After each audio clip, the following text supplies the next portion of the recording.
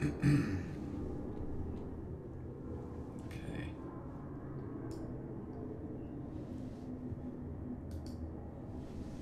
Let's see who's first to come in the chat tonight.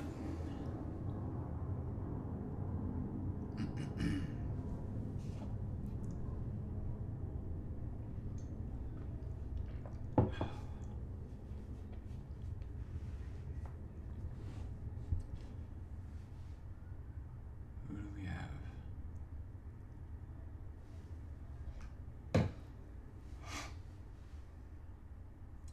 Mac Jefferson 3. AM, my favorite name. What's up? Felon 83, Boston P. What's up, guys? Hope everybody's doing good. It's been, I guess it's been about 2 weeks since we did a stream. Well, maybe I'm thinking, maybe it was a little bit longer. It's been a minute though. New World Order 448, yo. Street Punk 0, Street Punk 0. Teflon Don, D Will, Big D Will, what's up? Rolex Enterprise. Oh, let me turn the Reggie photo off so people don't think he's on the phone. He's on the line yet. Mac Jefferson. Everything's good here. John, I gotta get. Oh, okay. All right. Shams, just email me. Email me who you got, cause we got a bunch of good people coming up that people have been requesting. But I'll let Reggie speak on that, cause he's the one that reaches out to them, cause he had prior business relationships and stuff with them. 318 in the house, okay. Let's see. Golden Child, Gunsmoke, The Dawn, Thug King. So what's been new in the world of the community or the YouTube world? I heard RJ retired and then unretired, but I haven't seen it for myself, so. I was out of the country. I probably got it. Oh, okay. Johnny Coop. Hope you're doing good. Yeah, Jerome Bailey. It's been a little while. I don't know if it was 2 weeks or 3 weeks. I don't know. It's been too long. I'll just leave it at that. Been too long. Let's see. DJ 96, D Money, Michael Aaron. There's Kenneth McLean. Kenneth McLean. Hope you're good. What's up with Kaz? I don't know. I have no idea. Oliver Crenshaw. I think I may have 2 larges left. D Will. The weather is great now, but while we were gone, we had a good solid week of just rain, which to most people that's normal. It's a week of rain, not a big deal. But for out here, we never get rain, so to get it a week straight was. We get spoiled with the weather out here, but it's back to being good. So like right now it's 7 and it's 64 degrees out right now. It got up to about 75 today. So let's see what else. Whack 100 yeah, I saw a thing where Whack 100 posted a photo and I guess Instagram took it down. Shams, I'm in NoHo. I'm in North Hollywood. And I guess I don't know if Instagram took it down or he took it down. But I saw Gonzo had posted up a video about it, and a couple of other people had too. But I didn't get to watch them. Reggie just sends them to me, and I see like the headline or the title of the video. But okay, I'm right next to you. Yeah, I'm right on the edge of North Hollywood and Studio City, so I'm like right at the very edge of North Hollywood. Let's see. Oh, Jerome Bailey. He'll appreciate that if you tell him. Haven't been back to work since 1 month ago. Damn. DJ Aftershock, tell me the secret. How'd you get off that long? Instagram took it down because he used the word. Oh, gotcha.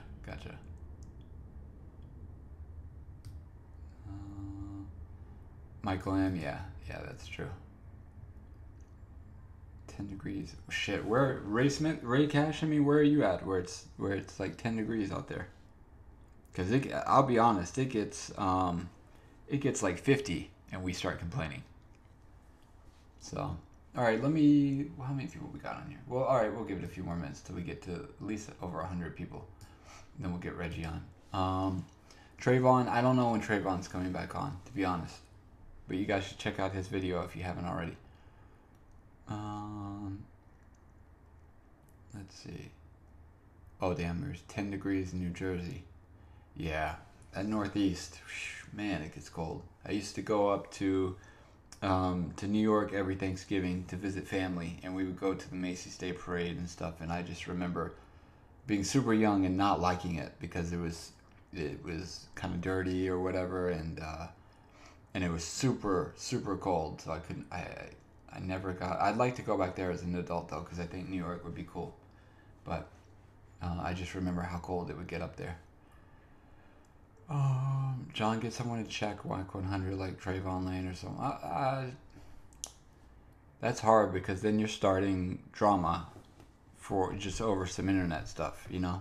That it's debatable whether that photo is real. I don't think it's real. I'm quite confident it's either photoshopped or out of context. But I don't want to set somebody up to get on the phone with WAC 100 to talk shit to him.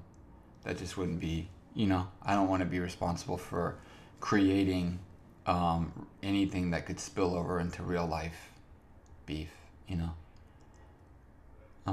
Ryan Gregory, we'll play it. We'll play it tonight. Parked at 8th Avenue. We came back. Yeah. Michael, every time I went to New York, I had a crazy situation where something would happen. All right, 120. So let's get Reggie on, because I'm sure you guys are tired of hearing me just talk about nonsense. And he'll know more of what's been going on the YouTube world and all that stuff with other people. So we'll get him on right now. Let me call Reggie.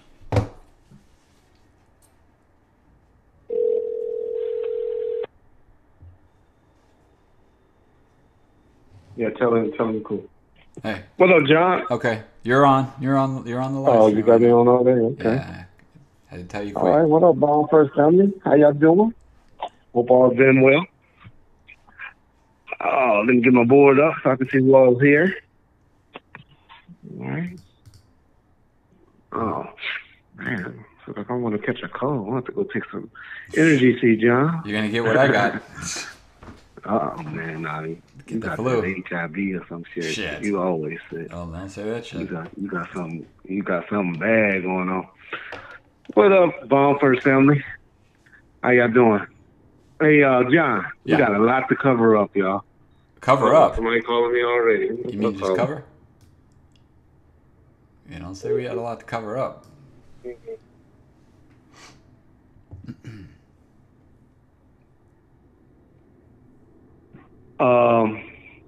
So we got a couple of things going on. What we got going on? All right. We got a few things to talk about before I get Miss Judy on. Judy Lou, I don't even know how to say her name. Judy, Michael Moore's fiancee or wife. So we're going to get all of that stuff cleared up. How he died. Not that Reggie was there and Reggie killed him. I've never met her. I spoke to this lady once in my life, never met her before, never seen her before. I think John got some pictures she sent me. Yeah. And I sent it over. Seemed like a nice lady, I'll be honest. Seemed like a real nice lady. But you know the reason why I got her on? Because she hates our friend more than I do. She hates RJ more than I do. So that's why I want to talk to her and just let her talk, and we're going to hear her out and then talk about Michael Moore, you know, the Gotham guy. And so we'll hear all of that, and y'all can still judge from what y'all, you know. In fairness to Michael Moore, she wasn't with him when he made the Gotham statement.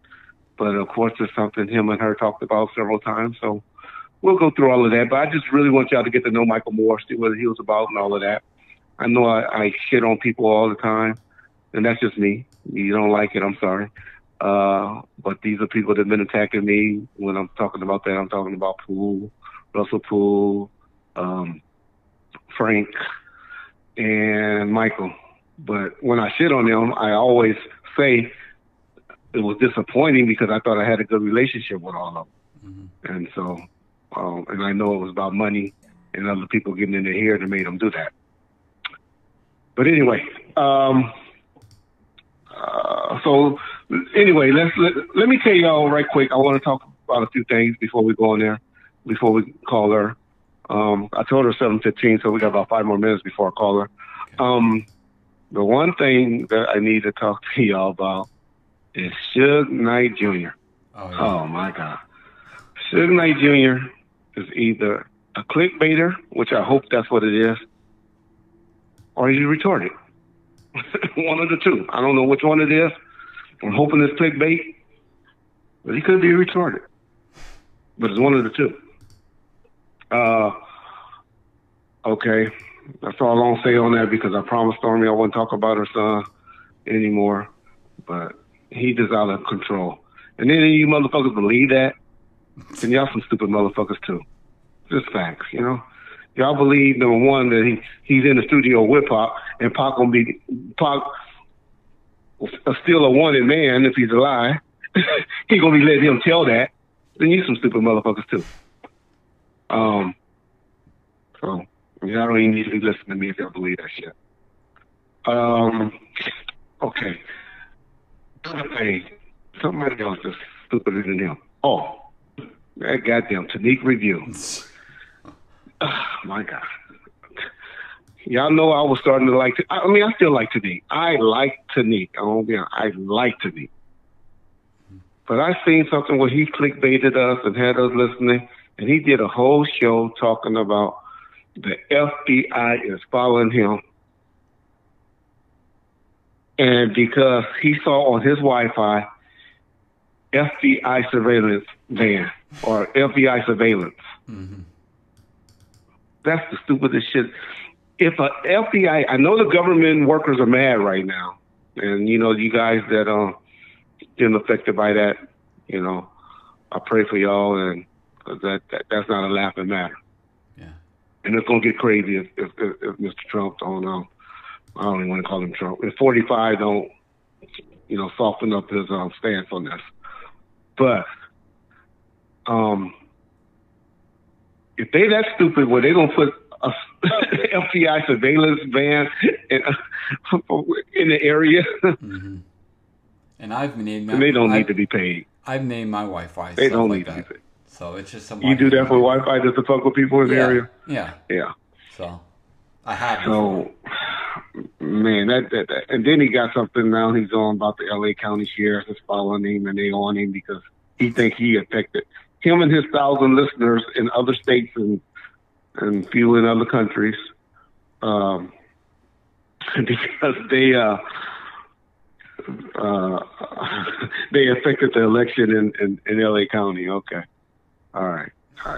That's enough on Tanique. But if y'all over here and y'all believe that shit and y'all listen to that and y'all believe that, please leave our channel. Please leave. Because you need to be in a mental institution. I hope he's doing that for clickbait as well. I hope he really don't believe that. Okay. The third thing. I got a big one for y'all too. Did y'all notice how the meth head, right? How he put up a thing on one of his videos, because I know y'all be listening to him because he got 3,000 views, which is nothing for him because he used to be kicking everybody's ass. Which y'all know who's kicking everybody's ass now? Oh. Fucking Eugene Deal. Man, y'all gonna make me go out and buy a camera if I don't go do no jail time. No time soon. I'm buying a camera because me and John we gonna step our game up. Mm-hmm. That motherfucker had 1,800 people on a live stream. Damn. Talking about nut. Okay, I ain't gonna say that, but 1,800 people and I know that just because. And I told him to himself that you have a great platform, you know, that cooking stuff, but then that's a lot of women that's watching it. Right. But I don't care, women or what. He still got he got a great platform, great platform, and you know, I'm not a hater, so shout out to him. I hope it can continue. I'm a little jealous because we don't get those numbers, but Shit, we just got to step our game up. I got to put the fucking death row plaques behind me and put my death row chain on and sit in my office. And sometimes me and John, I got to step our game up so y'all can see us. Maybe that'll help. Yeah. But anyway, okay. So we got that. There was something else. Oh, I was talking about the races and the meth head. Mm-hmm. Okay. You know who I'm thinking about being friends with, y'all? Y'all gonna get mad. I'm thinking about being friends with the road killer, y'all. The road killer, crazy faggot ass, got something big on RJ Bonds. Yeah. He did a show. Well, first, crazy ass Michael Carlin did a show about Wayman Anderson, which we all know. Y'all just got to go read. Hopefully, Kenneth McLean post everything about Wayman Anderson, but we're working on that still with Greg Cadies. I'm waiting for Michael Carlin down to put something out so we can put out the audio so y'all can see how much of a snitch, psychopath motherfucker just a crazy guy. Another one that should be in a tank with all Lil Shug, Tanique, and Wayman Anderson all need to be in a psycho war together. But anyway, the road killer went and told RJ, called him, said, hey motherfucker, what you doing? Don't be bashing anything Michael Carlin doing. RJ go, oh, I'm sorry. I promise I won't do no more video. He woke up in the morning and did a video saying, I quit. I'm not doing no more live streams. I quit live streams. I'm not doing no more live streams ever again. I'm only going to just do tape things, and I'm quitting. So the road killer get on the show on the tape and called him and said, when he called him, he said, hey, you bitch motherfucker, I didn't tell you to quit. I just told you don't be talking about Wayman Anderson. Mm-hmm. He screwed up like a little bitch. Was so glad, okay, I can do live streams, y'all? And he's like, yeah, you can do a live stream. And so now he's back doing live streams, but he had quit for like 2 days. That's why it was the quickest retirement. I wanted to do a show with y'all to see how long, because we knew he always go in, and, he's worse than Floyd Mayweather. He retires, go in, retires, So we knew he wasn't going to retire for that long. But that was the funniest thing. Y'all just have to know the dynamics behind that. I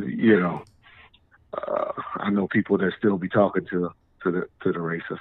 And that racist. But anyway. But you know who he mad at again? Oh.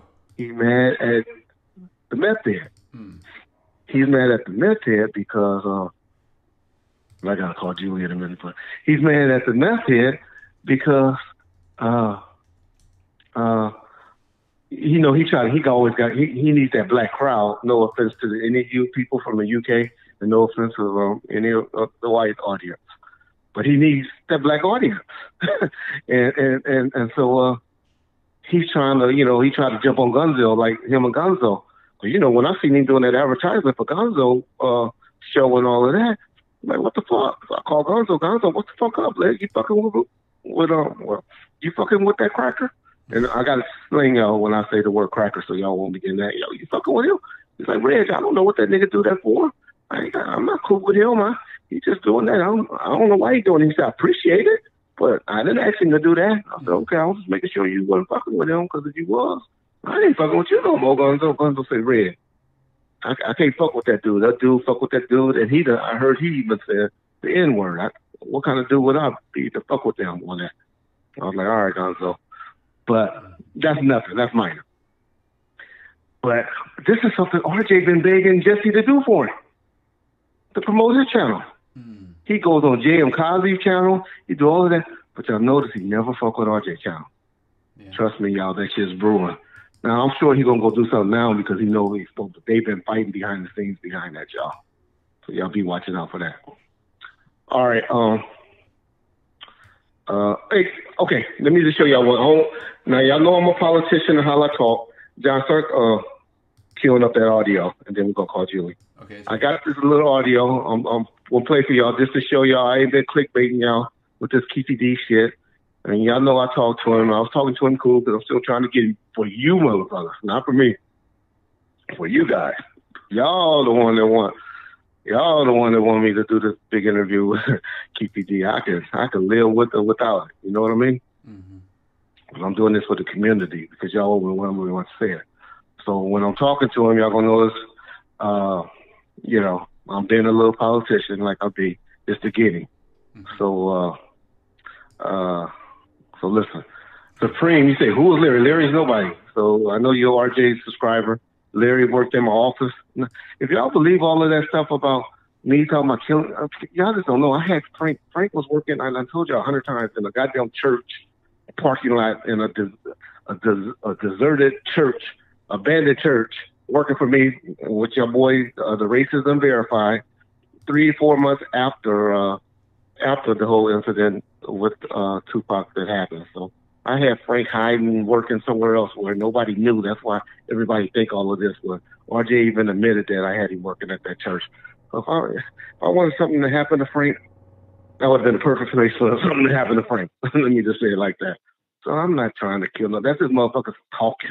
You know how bitches and I don't even say bitches is like women. I'm talking about bitch ass niggas or bitch ass people say things and be talking and don't even know what they're talking about. That's what the whole Michael Moore, Larry, the niggas just talking. Everybody just speculating because they know how I got down back then. I ain't never try to. Y'all try to put that halo around me. Not y'all, but I ain't never tried to put a halo on myself. I say I'm a work in progress. I go to church now to try to show my kids and my grandkids the right way and to try to be saving. But shit, they look at me at church and be like, Reggie, well, that boy done been through some stuff. He's still working through it.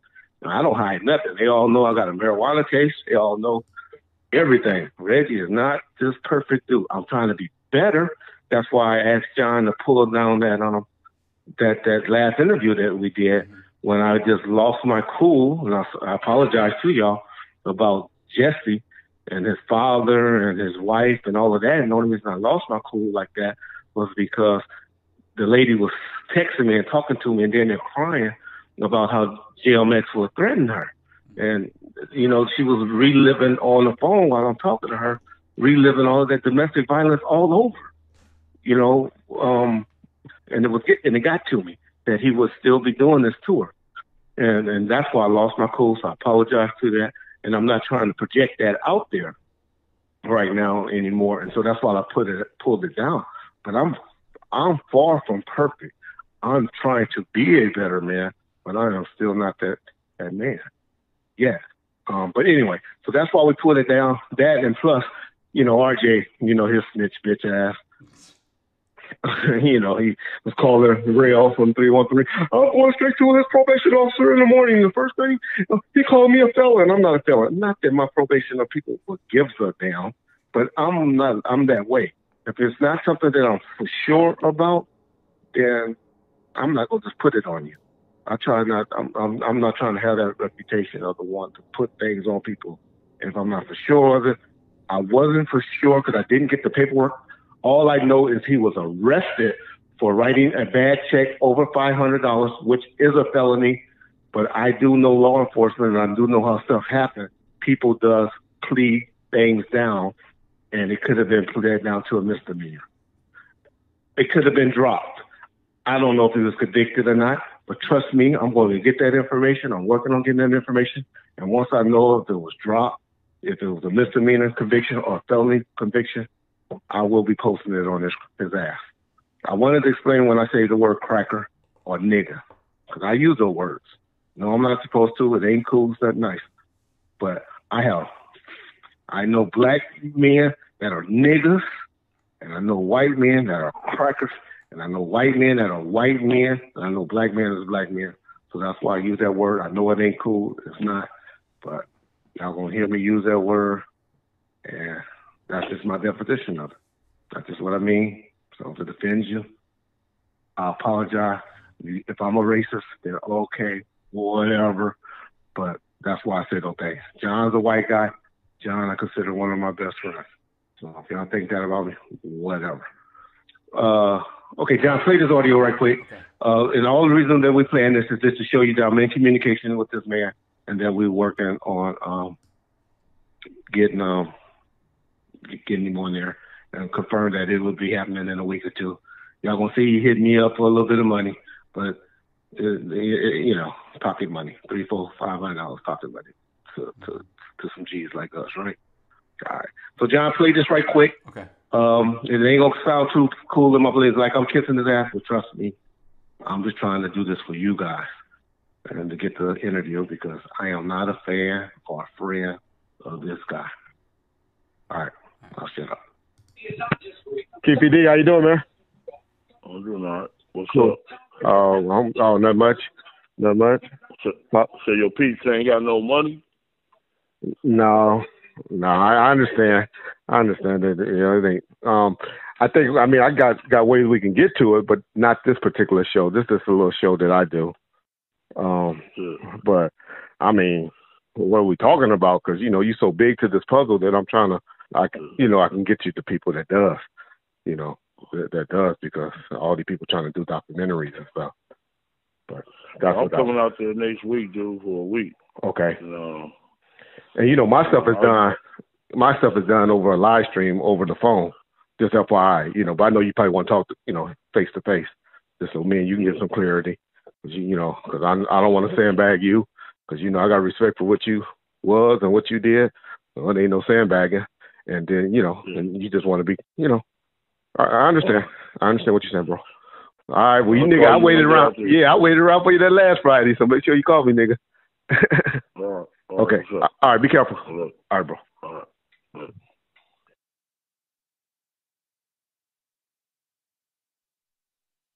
We're back. All right. So like I said, I know y'all can say that's my friend and this, I don't give a fuck. But trust me, it's not true. I have just like for the dude for what he did just as much as you guys did, but if I come off talking like that, will we ever get him? No. So but we're gonna get him.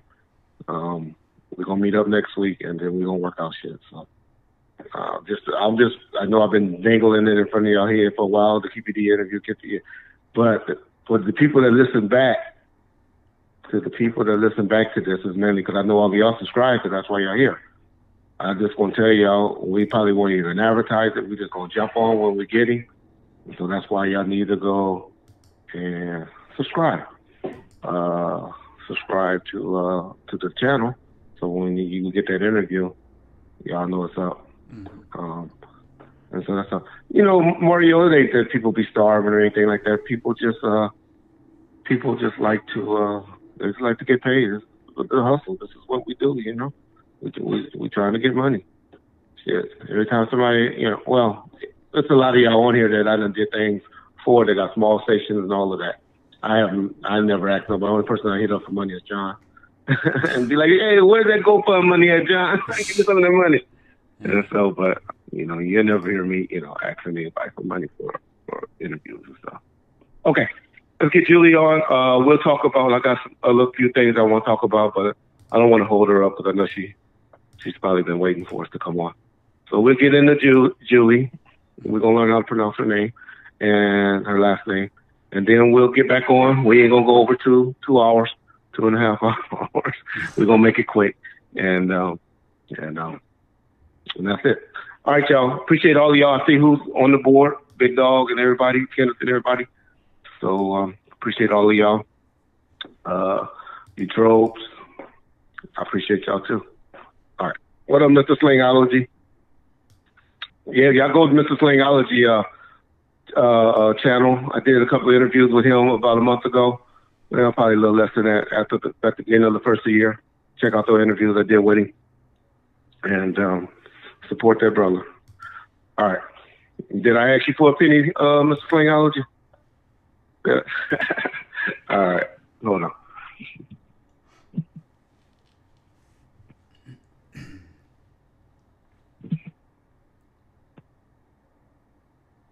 Shamu 210, what's up?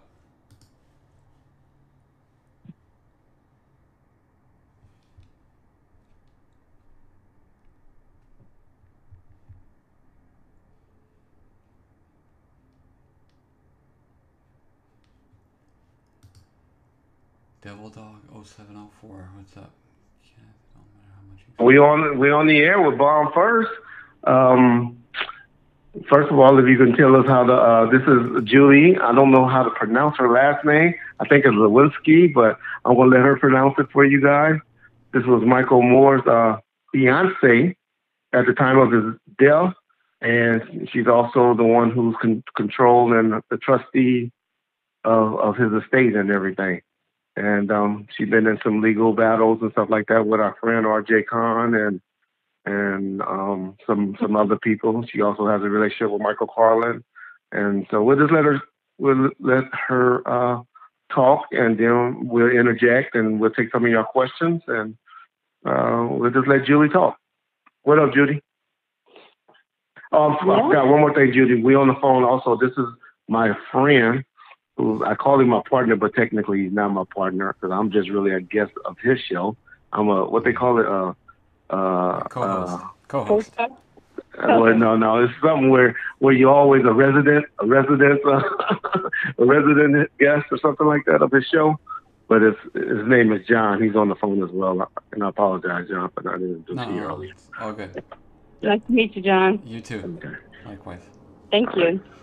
So go ahead, Miss Judy.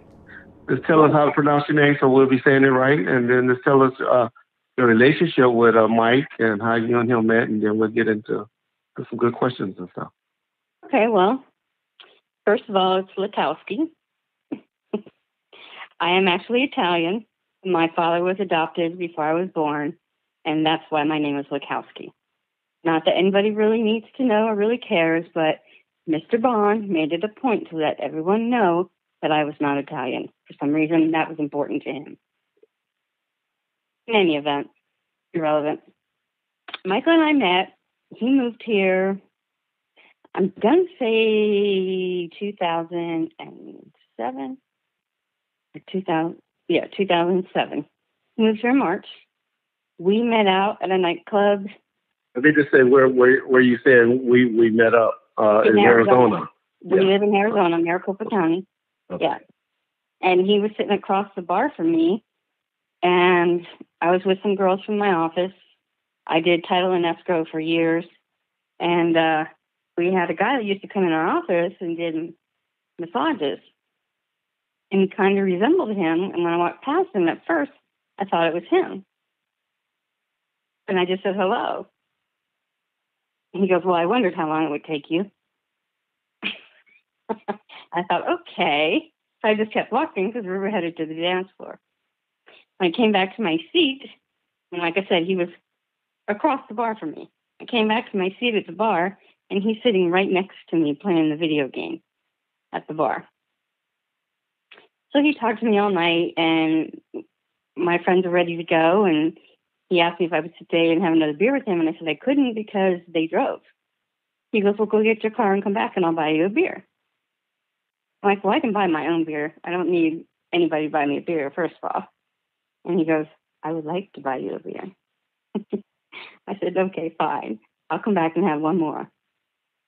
Because by this time they were pretty lit and I wasn't. And I offered to drive them home, and they ended up taking an Uber from my car because I drove their car to my car. Long story short, we ended up going to Denny's after the bar, and we talked all night long. He gave me his number, and I was getting ready that Monday. This was Friday night. Monday morning at like 4 a.m., I was leaving for San Diego and hadn't even packed or nothing for a whole week. And he must have called me 100 times that weekend to go to dinner with him Saturday night or Sunday night before I left. I kept saying, "No, I can't. I wasn't interested in him. I didn't really find him that much of an interesting person to sit and talk to for long periods of time like that.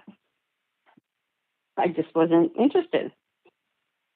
So finally, when I got back, I agreed just to shut him up because he drove me crazy. But it's funny because the tables ended up tipping because then I started falling for him.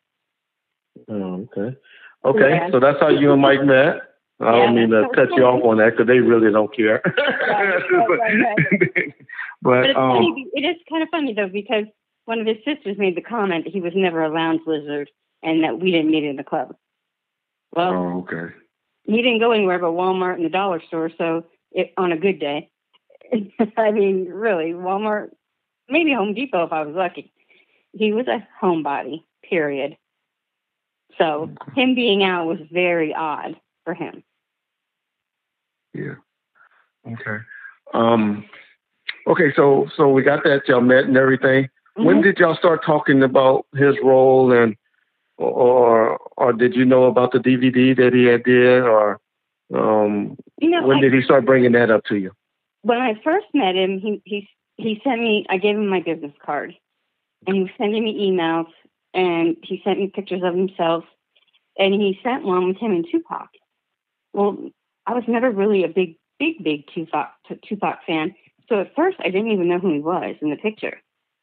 I'm sure everyone's heard the same story before. And one of my coworkers came in the office and she goes, "Who is that?" And I said, "This is a guy that has been calling me." And she goes, "Well, that's Tupac." I said, "Really?" I took a second look and I was like, "Oh my God, you're right." Like, wondering what the hell he was doing with Tupac. So I emailed him back and I said, "What are you doing with Tupac in this picture?" And he said, "I was his bodyguard." So that's how I found out about him being Tupac's bodyguard, because he sent me a picture of the two of them at my work email. And then how long ago was this after y'all started dating? It was in the beginning because he was still trying to get me to go out with him. Okay. And he was emailing me and calling me still, and then one of those pictures came through. And he sent me several pictures of himself, but when that one came through, I didn't know who it was. Okay. All right, so now y'all dating. Mm-hmm. And when did the names or the relationship? Okay, let's just get the elephant out of the room, out of the room about him, his death. I know we're jumping a little, forward, but that's how we keep them here. And if you can just tell us the circumstances of how he passed away and the issues that you had, the things that you've heard, that rumors out there, or RJ and all of that. And then number two, have you ever met Reggie Wright, Jr., Sr., or anybody from Death Row prior to his death or even after his death? Have you ever met us before this week? No, I've never had any conversation with you except for on a blog or a video. We had that word back and forth with, I think it was Tim. About Tim Williams, the Tim Williams interview. Yeah. Right. Yeah. That was the only conversation we ever had. I've never met you, your father, your family, the neighbor lady, nobody. And the only reason I bring that up because, of course, I've been accused by some of their followers of having Michael, and because I'm this guy Jack Bauer from 24. I had Russell Poole killed in the L.A. Sheriff County Detective Bureau. I had Frank Alexander put a gun in his head and kill himself, and his wife played along with that. And then, of course, you, Michael's fiance of 7 years, somehow I must have convinced you to lay in the bed with him, which I'll let you explain. And then he passed away there. And so that's the only reason I asked you that. But so we get all the idiots out of the way. Okay. Go ahead and tell the story about what happened. Yeah. Do you want me to start with the January incident or just right into the day he passed? Just the day he passed, and you can just tell that if you want to show that he had some issues or something prior to that, but it's up to you. However you want to tell the story. I'll just tell the story the day he passed because that's the hardest part for me to still. And I'm sorry to make you have to relive this. That's okay. Okay. I've been contacted by droves of people. What happened was that morning I had slept later than him, and he brought me coffee in, and he said, "When you get up and get dressed and get ready, I want to go up in the attic and fix the air conditioners. They're not running properly." And you have to understand, in Arizona, we don't have attics, and we don't have what would be considered a ladder or a staircase to our attics. We have beams. So when we went out and it was up through in the garage, there was like a manhole, but no ladder fell down or anything. He had borrowed an actual ladder from a friend to get up in there to do it. And he had a 5,000 square foot, 7-bedroom basement home house. So to keep the air flowing properly, obviously these air conditioning units were running constantly because, we have triple digits. So, and Michael always liked it cold. Morning, noon, and night. I was shivering. Every night we went to bed, I was cold. So that particular day, we got up. Well, he got up before me, brought me my coffee. I drank my coffee. And he said, are you going to get dressed now? He kept egging me on to get ready so he could get this air conditioning thing done. So he went up in the attic. I say attic because it was above the actual living area. And that's what we considered it. So he went upstairs in the attic and walked across the beams. And he was in the fire department and fell off the back of a fire truck after fueling it when the driver pulled out accidentally. Michael flew off, and his back, he did a flip. He fell on his back, on the small of his back, onto a boulder. He was then airlifted to Riverside County and ended up having 3 back surgeries because of it. So that's important as the story goes on. So he's up in the attic, and because he's with the fire station, he's one of these people who was also in the military and follows protocol. Everything was Mr. Moore, and he called me Mrs. Moore, and when he talked about himself in third party, he was always Mr. Moore, and it was just funny how he was. And he made me literally repeat everything he was saying, and he talked to me the whole time he was in the attic. Now, the reason I was not up in the attic helping him is because I was in a near-fatal car accident. I have severe vertigo when I get on steps or heights, and I cannot get on ladders. All 4 of my neck surgeries have failed, and I'm fused from the top of my neck to the bottom with rods, plates, and screws. So he wouldn't let me come up with him and help him. So I stayed down below at the ladder and repeated everything that he said, just as if it was a fire, and it went from man to man to man to man to man down to the bottom of the ladder. So then he's finishing up, and it's probably about 130 degrees up there by this point. And he's up there for about 2, maybe 3 hours. And I'm giving him buckets of water through the process. So his son and his friend came home. So they were all out playing football or out in the game room or whatever. And they said, what's going on? I said, your dad's up in the attic, but he's telling me, word for word. He goes, oh, the fire station thing? And he said, yeah. He goes, well, Colin and I are going to go over to the other side and climb up through the manhole. I said, okay. So I guess they went up there and they were chit-chatting, and then the kids came down and left again. Well, then Michael starts coming towards the exit to come back down. He's done. And his legs go numb, and he falls on the beams. Okay. So when he falls, he says, there's live wires up here, Judy. I said, do you want me to call 911 like 6 times? He kept saying, no. I told you before, don't ever call 911 for anything. Okay. So he can't move. He had used all of his body strength, upper body strength, and he was a big dude, to pull himself to where he was. And then he saw a scorpion. And he said, baby, I can't get down. I went straight up the ladder. I just closed my eyes, swallowed hard, and I just took it like a champ. Went up the steps, and I started massaging his legs to get him down, because I knew it was way too hot up there and way too long for him to be there. So when I got up there and started massaging his legs, and he started having feeling in his legs, and he started to get better, he was able to get himself down the ladder and back into the house. I poured him a glass of his favorite soda, orange soda, And he ate a banana because we hadn't eaten breakfast yet. We had just had coffee, and he started cleaning up. So I said to him, "Baby, you are not sweating. You are raining. Why don't you go get a shower?" Because he had the like fiberglass insulation feeling to him. He was gritty and sweating so bad. And he just looked exhausted. I said, "You look exhausted." He goes, "I am." I said, "Okay, well, we'll take a nap then after you get out of the shower," which has haunted me to this day. So he takes the shower and he lays across the bottom of the bed.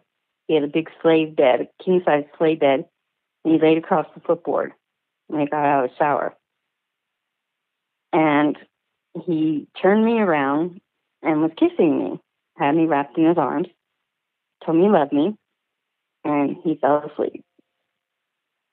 Well, we probably both fell asleep around the same time because I just remember I was asleep and I woke up and my back teeth were literally chattering. I was freezing cold and still wrapped in his arms. Neither one of us made a move. So did he get the air condition fixed? Oh, yeah. It wasn't not working. It just wasn't blowing as cold as he wanted it to. Okay. Now, So can I ask you this question without offending you? Sure. Because this is important to explain. So in that time, do you think he took any medication in between that time of taking the shower and eating the banana and stuff for the pain? I wouldn't have known because I was in the bedroom. Okay. And he kept his meds in the safe and in the bathroom where he was taking the shower. So I wouldn't have been present at the time if he did. Which obviously, But it's possible. Absolutely. Because Okay. his meds were in the bathroom. Absolutely. Okay. As well as mine. Yes. And all my belongings, because I pretty much stayed there 24/7 from January 1st on. He didn't want me to leave his side. Yeah. So that's why you get the accusations or the innuendo that you possibly had that it was your medication. Because, okay. Well, I just want you to explain that for people. Yeah. I'll get to that too, because I want to make that perfectly clear. And I'll be happy to answer any question about that too. Yeah. Because there was a blog that there were some really evil things said about me and that too. Okay. So moving on, he got a shower, got in bed. We were laying there. I woke up, my back teeth were chattering. It was about 2-3 hours later. And I was shivering cold. And I felt his arm and he was cold. So I untangled myself out from under him. And I went to the linen closet and just got us a blanket and covered us up. Well, I grabbed my phone before I got back in bed, and I just backed up against him and thought it was a little bit too early to wake him up for dinner because he was so tired. I just wanted to let him sleep. So when I kind of elbowed him. I go, "Baby, what do you want for dinner?" And no response. I said, don't screw around with me. Don't joke with me. Don't play with me. Answer me. No response. So I kind of slapped him in the face a little bit. I didn't slap him in the face, but, trying to, get some kind of reaction out of him. Nothing. Went and got some cold water and splashed it in his face. Nothing. I'm going, Michael, and I'm starting to get panicky. Maximus comes in the room, his son, and says, "What's going on?" I said, "Your dad's not responding. I have to call 911. He goes, "You're not allowed to call 911. My dad doesn't like when you call 911. I said, "Maximus, I have to now." I called 911. I was on the phone with the operator, told her the situation. I said, "I've taken CPR. Just guide me. I just need you to guide me. He's up against a hard surface. He's on the footboard." Now here I am, 4'11", 4 failed neck surgery, severe neuropathy, weak in my hands, it all get out. And he's 300 pounds, 6'2", and she's telling me to get him on his back. I couldn't get him on his back. I kept telling her, I cannot move him.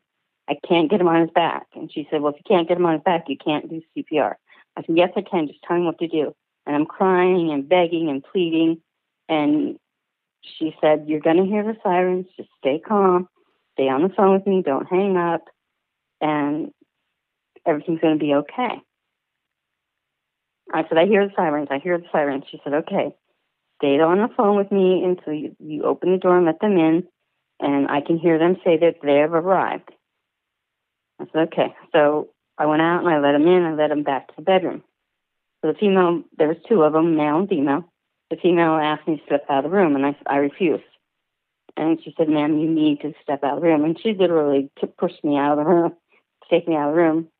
And then they got him on the floor, and she comes out within 5 minutes, and she looks at me, and I don't know. I just got the strangest feeling come across my body, and I just started shaking, and she said, I'm sorry. And she hands me Michael's EKG, and he had flatlined. She said, I'm sorry, Mr. Moore has passed. He flatlined. His EKG is flatlined. And I passed out cold right there on the kitchen floor. I woke up to her trying to revive me with smelling salts. And I'm like, who are you? Is this a dream? Why are you here in the house? And I just couldn't believe it. I was in total disbelief. And they wouldn't All do right, that. that's enough on that, because you're making me sad just hearing about it. and I've been mad at this guy for years, and you bringing back old memories with me and him now. So that's okay. I'm just making him real. Yeah, I understand. Okay, so that's how he passed away. Mm-hmm. And thank you for explaining that to us and going through that, because I know that could be hard. Not hard for a lot of these trolls that's on here, because they don't care. When you have a relationship with somebody and have a relationship with somebody who follows you. So yeah. I appreciate you sharing that with us, Judy. Okay, so that's how Michael Moore passed. Y'all can believe what y'all want. Y'all think this is the best actor in the world, then she needs to be in acting school. If y'all can hear it in her voice and see her passion, I believe that's how it happened. Now, this is obvious, y'all. Not obvious, but the accusations, and y'all can go there. We're not even going to talk about it much. But that apparently some prescription pills, because as she explained, she was taking some high volume of medication because of her injuries and surgeries, and Michael as well, because y'all don't know, and that's why she asked me if I wanted to know about the first incident or the second one, because Mike had been in a rehabilitation facility for a few months where he had passed out before, and hit his head, and where he was in a coma for a while and got rehabilitated, and so he was on medication and all of that. And prior to that, he had fell off the back of a fire truck where he had to get airlifted to a specialist in Riverside County when he was working as a fireman in the city of Paris. And he fell off the back of a fire truck. And y'all can imagine a fire truck falling off the back and falling on your back, being 300 pounds. What type of injuries, can be occurred from that? So there was medication there. You get addicted. That's why a lot of people don't like to take the oxys and stuff like that, because your body just needs that when your body been through so much. Right. So we're gonna leave that alone. That's the history on Mike and that. And so we're not gonna go into all of that and deal with all of that, because that's enough. Judy done been through some investigations behind that, because like some of you assholes that's on the board are saying she has something to do with it. Family members and people speculate on shit like that, because we don't ever want to believe that our people that we're close to would do that, because they only remember you when you're a kid and when you're young. But Michael was distanced from his family for a while because of a lot of things, and most of y'all don't know that. And so family members look at you how they were. Just like my family member, my mother was devastated when she found out I got arrested for selling marijuana. Not that we were distant, that's something I hid from her.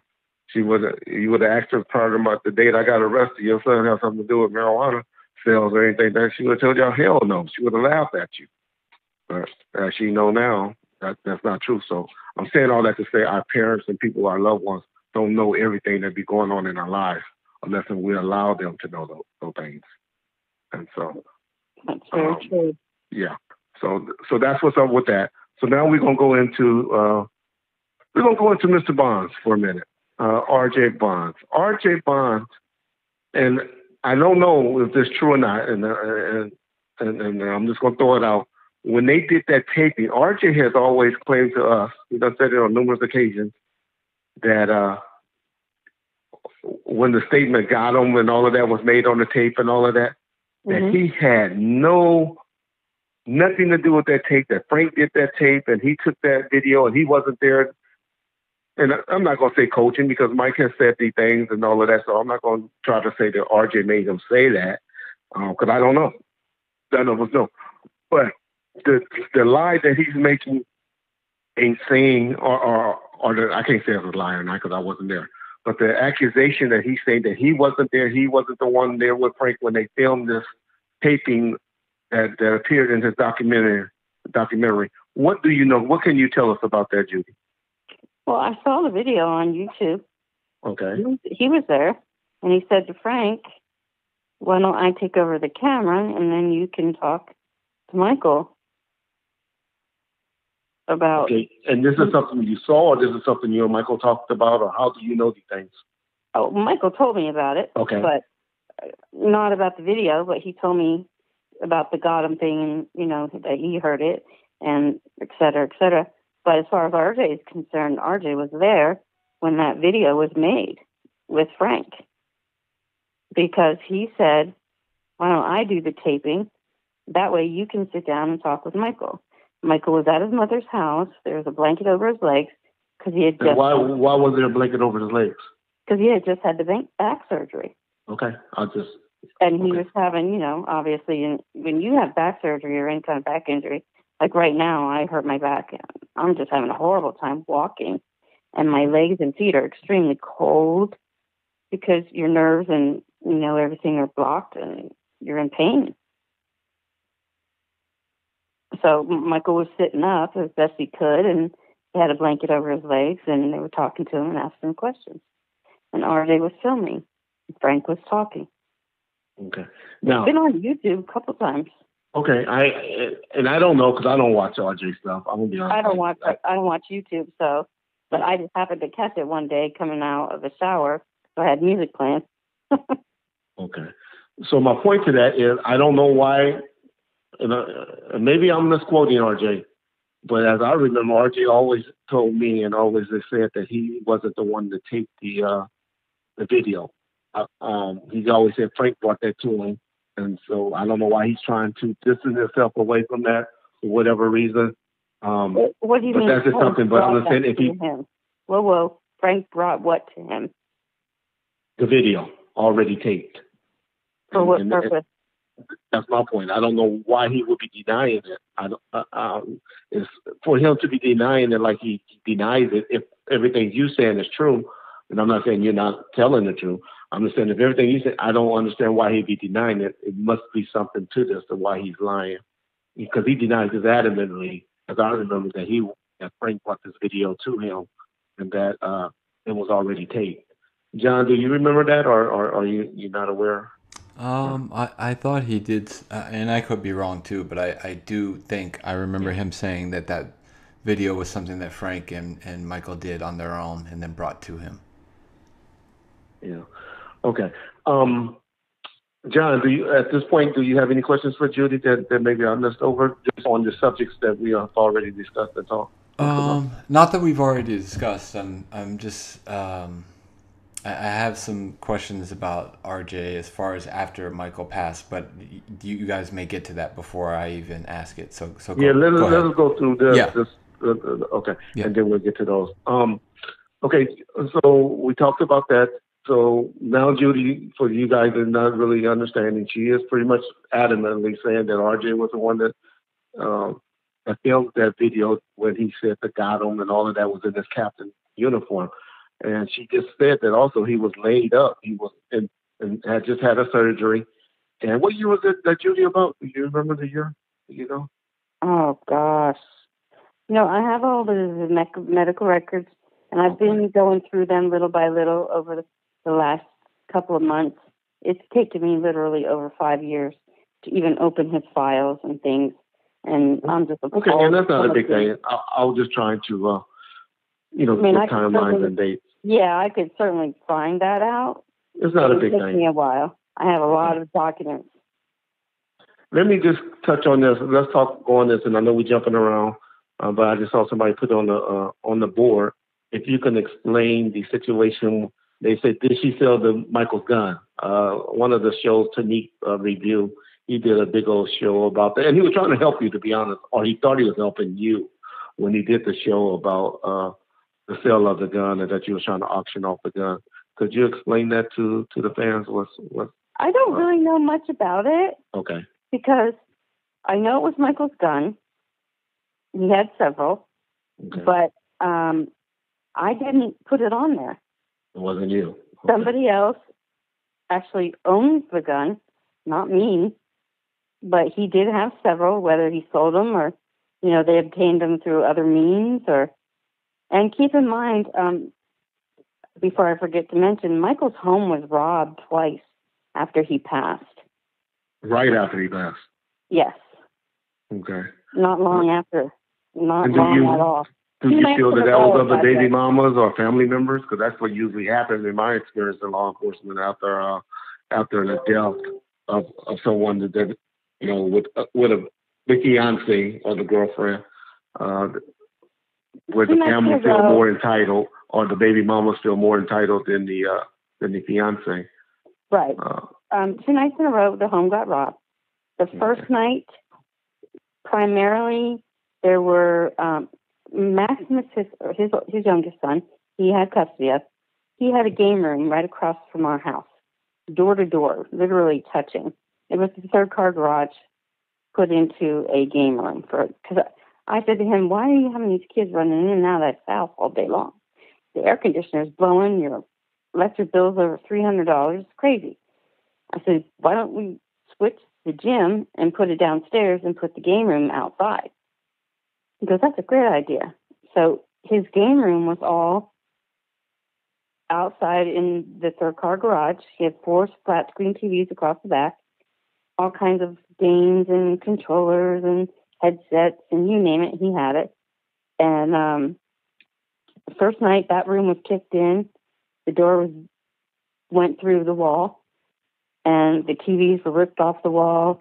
Everything electronical was taken, destroyed the walls and the furniture that was in there. And I mean, there was just tons and tons and tons of things in that room stolen. And yes, I agree with you 110%. It was family, because the second night that the house got robbed, it was actually the house. And Michael had. And let me say this: I don't know that to be the family. I'm just saying my experience. Right? Yeah. My experience too. They're always the first one with a handout and the last one to ever step up to the plate to help that person. Now, but could you go ahead and explain also if you were the one? Because I noticed with some legal issues that you had with RJ that I think you are the owner or the trustee or on the will or something like that. If you can explain that, because people up there saying, "Oh, she robbed the house," and that a show, and you can say that. Well, it's not people. It's one food. Tommy Creed is one food, which I think is JMX. Let me explain how it works in Arizona. Okay. He had a will, and we laid in the bed one night and called Maximus in the room, asked him, what if something happened to Dad? What do you want to do? Stay in Arizona with Judy or go to California with your mom? He said, No, Dad, please don't send me to California. I want to stay with Judy. Could you tell us his age at this time about? 12. The son? He's 12. He'll be 18 on, goodness gracious, in a couple of weeks. He will be 18. So this time, 6 years ago, Michael passed July 31st of 2013. So in the state of Arizona, you can make your executor, the person that handles your affairs after you pass, also your beneficiary. And that's what he did. He left every single thing he owned to me. He had no money in the bank. He was broke, bottom line. I'll just leave it at that. He was broke. The things in the house itself, his car, all belonged to me. Let me interrupt this right quick. Do you know, did he ever tell you how much money that he got for doing that tape with Frank and him? Was there any issues about that? Or No. did he ever say, I got some money, or I didn't get any money? No, he never discussed. He said he never was interested in doing any kind of financial gain from Tupac's passing. He didn't think that was right. He thought it was pretty morbid. And he just didn't want any parts of it. Okay. But he did agree to do, speak to Frank and RJ. Okay. And, now, I heard that RJ showed up to, and if you know about this, you can say yes or no. I heard that he showed up to Frank's funeral with a camera crew. Yep. With a camera crew. Did he try to do that to Mike as well? And if you know if that's true or not, because I know you have a relationship with Debbie. I have spoken to Debbie on multiple occasions. He did come to Frank's and record it, and he also played it on YouTube. And Debbie was very pissed off. Oh, he did play it on the funeral service? Everything's on YouTube, yeah. Oh, and she was not happy at all. She was quite offended. She was upset, pissed off. She is a very religious woman. She does not cuss like I do. Unfortunately, I wish I didn't either. But she, in so many words, if, I was in her shoes and somebody did that to me, I would be just pissed off as she was. And the way she talked about RJ, she wanted nothing to do with him. And that's funny. Everybody, I was thinking about that earlier before we started doing this interview. I was like, everybody that man goes into business with, from Michael Carlin to the Road Killer to not that they in business with you guys, with even Jesse now, with Rail from 313. Everybody that he ever was friends with, Frank Alexander, he had to end up suing, or they're not friends any longer. I just always found that he always finds a way to lie to you, manipulate you, use you, take advantage of you. And he has Alex befriend you, and he has. So you know Alex? I don't know. Well, I've never met him, but he was the first contact that connected me to RJ. And I said, for those of y'all don't know who Alex is, that's the Road Killer, Alex Hers, True Hers, Alex Castro, Martinez, you name it. Yeah. That's it. Okay. But that's how I ended up hooking up RJ. Because at first, I have to kind of back up a little bit, and I apologize because I am jumping around. But what happened was Michael had a will, like I just said. He had his uncle, Terry, which was his mom's brother, as if anything happened to me, he would be the one in charge of his estate, and he would be the beneficiary instead of me. Because he did have a falling out with all of his 3 sisters and his father. And I'm sure he didn't imagine anything about the baby mamas. And let me just say this, y'all. Most of y'all don't know, Michael Moore's father was a minister. But, okay, go ahead. I'm sorry. And he also was a liaison in the military. His father was in the military most of his life, and then he was a postman. But he was a liaison in the military. So, what CDT, you say this is a tape conversation? Well, now you should know this ain't a tape conversation. But go ahead. I'm sorry. That's okay. Okay. Just to back up a little bit, Michael had a daughter prior to having his first son. In October, she turned 18 in 2013, and in December, his son turned 18 in 2013. The first baby mama put a big restraining. This is what he told me. Whether or not it's true, I don't know. But I have seen his child support payments where he is asking to meet his child, to know his child, what have you. I'm not going to go into a whole bunch of detail about that because I don't really like releasing a whole lot of private information that I don't feel is appropriate for social media. Okay. So in any event, what I was told by him was that she put a restraining order on him, and he was never to meet the child, speak to the child, know where the child's whereabouts was, or have any contact with her. My apologies, CDT. Okay, I'm sorry. Go ahead. That's okay. Okay, go ahead. So, when Michael passed, he told Maximus and I that night when we were filling out the will, do not contact my family. I do not want them anywhere near or around or nothing. He had wrote them all a letter telling them they weren't welcome at his home. If he found them on his property, he would shoot them and go back to bed like an intruder and keep their black happy asses out of Arizona if they were smart. And that's truly how he felt. Because when he was in the hospital before, they banned me from the rehab. And he was livid. Okay. So, what happened was the first baby mama that got the restraining order is the one who contested his will. The one he never met.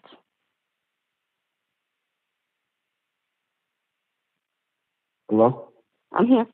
Okay, what happened now? I'm sorry. I was reading the board. Okay, that's okay. His first baby mama, the one that he was not allowed to ever see the child. Oh, okay. She's the one who I believe, personally, was put up to contest the will and go up against me. Okay. That's Ivana Yolanda Monclova on some days. On other days, she's other things on Facebook or wherever, whatever. Is that the stripper? No, that was Leah. That was the last Leah one. Leah's the stripper. Okay. That was Maximus's mother, the one that said that he did not want to go to California and live with her. Now that's the one that got arrested for manufacturing the meth lab and stuff like that. Manufacturing, under possession, willful child cruelty. Maximus was put into 2 years of foster care. Yeah. And now he's with Michael's sister until he's 18. Okay. And all of this is around the time when he's doing the DVDs and stuff. This is around the time of 2004, 2005, 2006, when all this going on in Michael's life. Because he met you in 2007 when he was actually kind of cleaning it up, right? No. This is all after he passed. I'm telling you about. Oh, okay. When she got arrested for the meth lab and stuff. Oh, that was 9 months. Well, that was one. Which time? The latest, the last one that I even came across was when Maximus was taken away, and that's the only thing I cared about was Maximus. Okay. Well, let's get off that subject because I know that get touchy with you, and it just pisses we don't need to put all more. that. Yeah. Now, is there anything that you want to clean up that's been on blogs? So we can get that opportunity. Absolutely. Okay, go ahead. First of all, the first blog I found, I was online looking for Michael's obituary because what had happened was in the state of Arizona, the last person that holds medical power of attorney is also the last person and the only person who could make any determination on what happens to the remains, which was me. I had power of attorney over medical and financial, which therefore left me in charge of his remains. His father decided to go down and claim his body at the coroner's, and have him sent to a mortuary without my knowing it. Okay. I get a frantic call from the coroner's office because they knew there was a will in place. My attorney had notified the whole entire family. They were all very much aware of it. He made them all very much aware of it in the letter. In fact, even sent them a copy of both medical power of attorney and the will and the financial. So he claimed his body and had him sent to a mortuary. And I had no idea. So I went back and forth with the mortuary for about, 2 hours. And he said, the guy that I spoke to said that he had a meeting with the Moore family the next day at 10 a.m. I said, perfect. I'll just be there. Then I get a call back and say I'm not welcomed. Oh, okay. Well, then you know what? Since I'm the only one that can make the decision, he goes, no, you're not. That's his father, his next of kin. I said, you need to go over to your fax machine because my attorney just sent you the law. Get his body ready. So we went back and forth, and finally I came to the realization, I'm just sinking to their level. I don't want to be like that. So I allowed them to keep him there to move forward with the cremation, however, on my terms. Now, if you knew Michael, which I know you did, Rez, he was very stubborn. Oh, yeah. He's very hard-headed. Go 0 to 100 real quick. That song was probably made for him. 0 to 100 real quick. They probably met him when they knew that. and I want to ask you a question. Honestly, do you think his 4'11", 120-pound soaking wet girlfriend, fiance, we were engaged. Okay. Do you think that I could make Michael Moore do anything? Do anything? You know, and that's what I was just about to interrupt you, because there's a lot of fools saying, oh, his daddy wanted a second autopsy and all of that. Well, let me just ask you this. Was any of this done through injection? Was any needle marks found on him? No. And so my point is, that's the only way I think you probably could have injected something into his system. Well, there were some fools on a blog. It was called The Conspiracy Theory of What Happened to Frank Alexander. While I was looking for Michael's okay, let me just answer that question right quick. What did Debbie tell you happened to Frank Alexander? That he was shot in the head. That he was shot in the head? Yep. Not that he shot himself in the head? That is correct. So she said he was shot in the head, not that he shot himself. But you have to understand, this woman's coming to me and talking to me. No, but answer the question. How did she say that he was shot in the head? Yes, that's how she said it. She was in denial. She still doesn't believe that this happened. I thought it happened in front of her. That's what I was told too. But to her, it didn't happen. Period. You know, she's just still distraught to this day, to the point where she can't function properly. Okay. She's extremely devastated.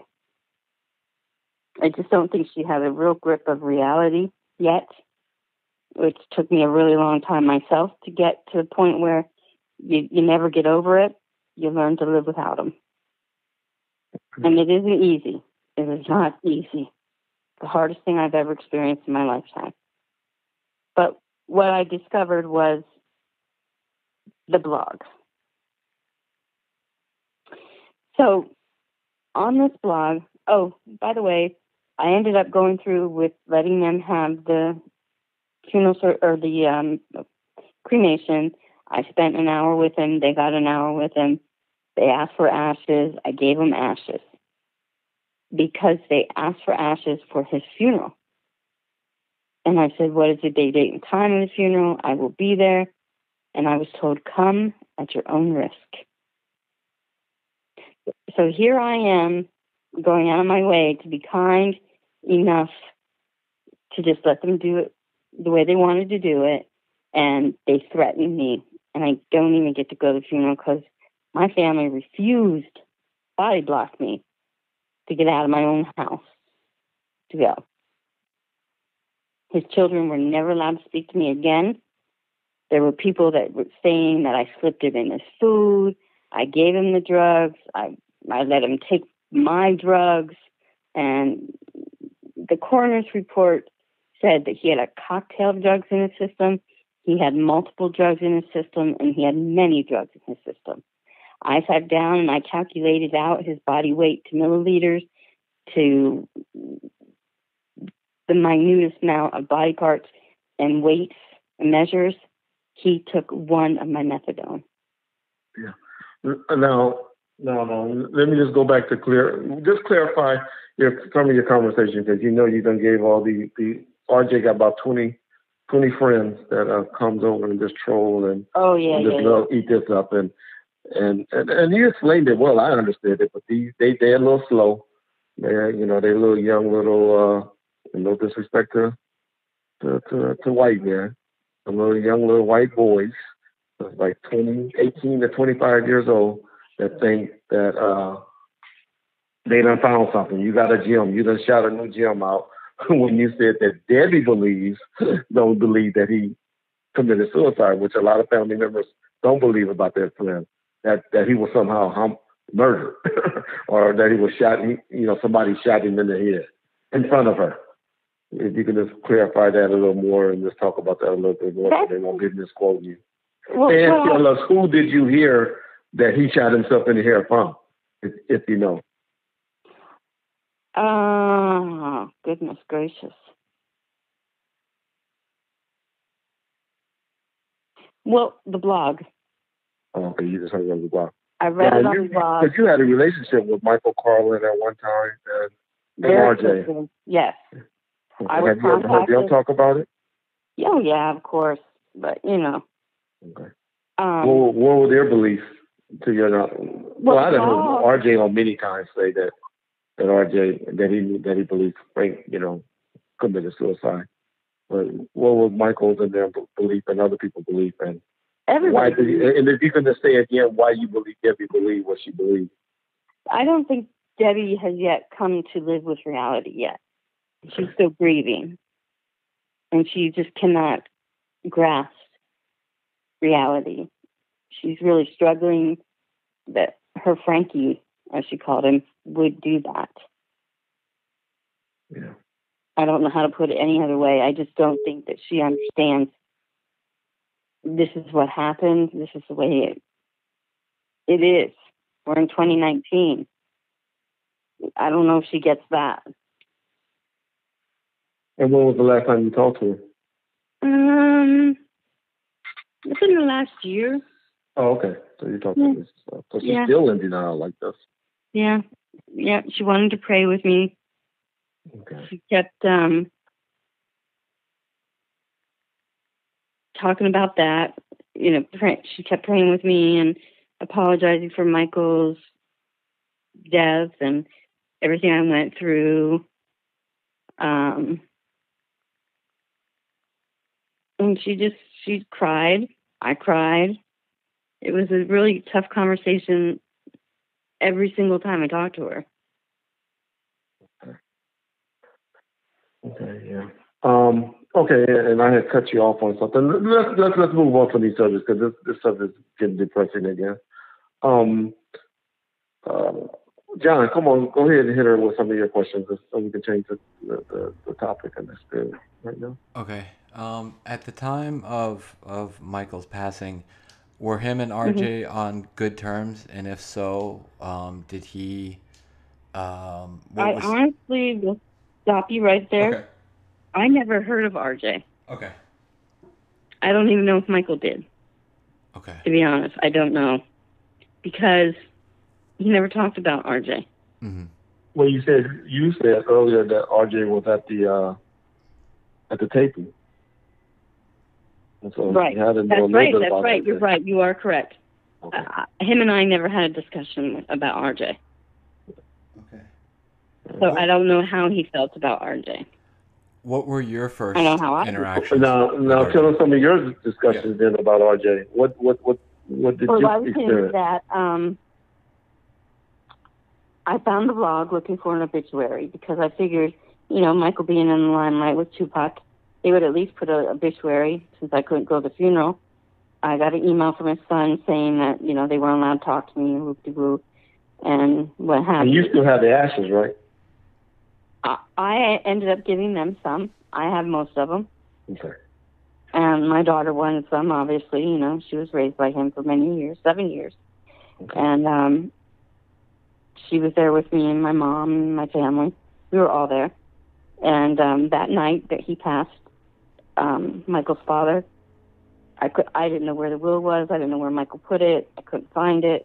In fact, I didn't even look for it, to be honest with you. I did not even get up to look for it because I couldn't even think.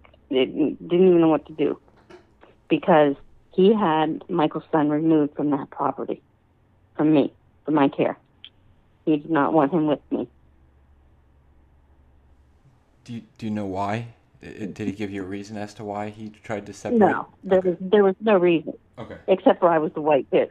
Good. I found out in court from their attorney speaking to my attorney that the white bitch got everything. That's why they contested the will. Okay. Yeah, all the debt. Okay. But in any event, how I came across RJ myself was I found this blog about Frank. Okay. And RJ was on that blog. He had typed something, commented, whatever.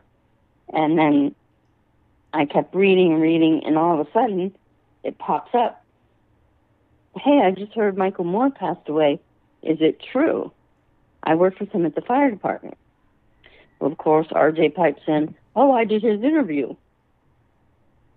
I need to talk to you. Can you contact me? And he goes, well, does anybody know if it's true or not? Against my better judgment, hindsight's 20/20. Of course, I pipe in, yep, I was his fiancee, and I was with him when he passed. It's true. And he goes, well, how do we know it's true, and this and that? And I was just so pissed off that people doubted me, and the way, they just failed to recognize my grief. So I just laid it out. And I said, you know what? Here, Maricopa.gov, go to probate, and here's the probate number. They're suing me. They have me investigated for murder, and you can find out everything you want to know. It's all tape recorded. It's all written, and you can get all the answers you need. Okay. So that's how I came across RJ. So later on, still looking on the internet, RJ has his own blog. And in that blog, everything's wrong that he got from the first blog. As usual, as always. Yeah. I mean, even the date. He had the date Michael passed wrong. He said his supposed living girlfriend. No, I did not live with Michael. I stayed with Michael almost every single day because he didn't want me to leave to go home and get clean clothes and shower. Of course, I could shower there, but, he didn't even want me to leave to go to the grocery store. So I was always with Michael, always at his house. And so he put supposed living girlfriend, and the date that Michael died was incorrect, and just everything about his article was incorrect. Yeah. So when Alex contacted me and befriended me, he asked if I would talk to RJ. I said positively not. How did he befriend you? Did he Facebook? How would he get in contact with you? Yes. Okay. Yes. A messenger. Okay. At that time, I think it was Alex Castro or Alex Martinez.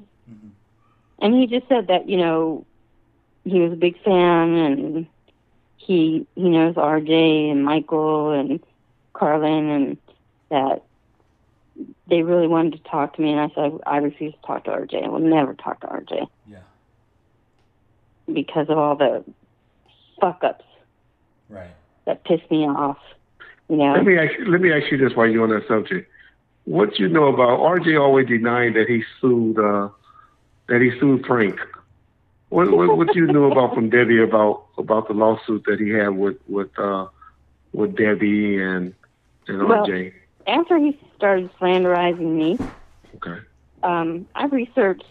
I'm a researcher, and one thing about California law is if you audio tape any phone conversation that you have with another person, both parties must be made aware. Yeah, that's correct. I always say that he committed felonies. Yeah. Yes, and at no point in any conversation did Frank ever tell anyone on any of those tapes that he was recording them. Mm-hmm. So therefore, those tapes were illegal. Right. And no good. Basically, no good. However, I'm actually when talking to my attorney about to do some stuff to him. That's one of the things that brought up where they actually say I own the tapes and all of that, and I can have their DVD snatched because I'm actually the owner since they were illegally taped. But go ahead. That's another subject. Actually, you're not, because how it works in our let me get back to my story.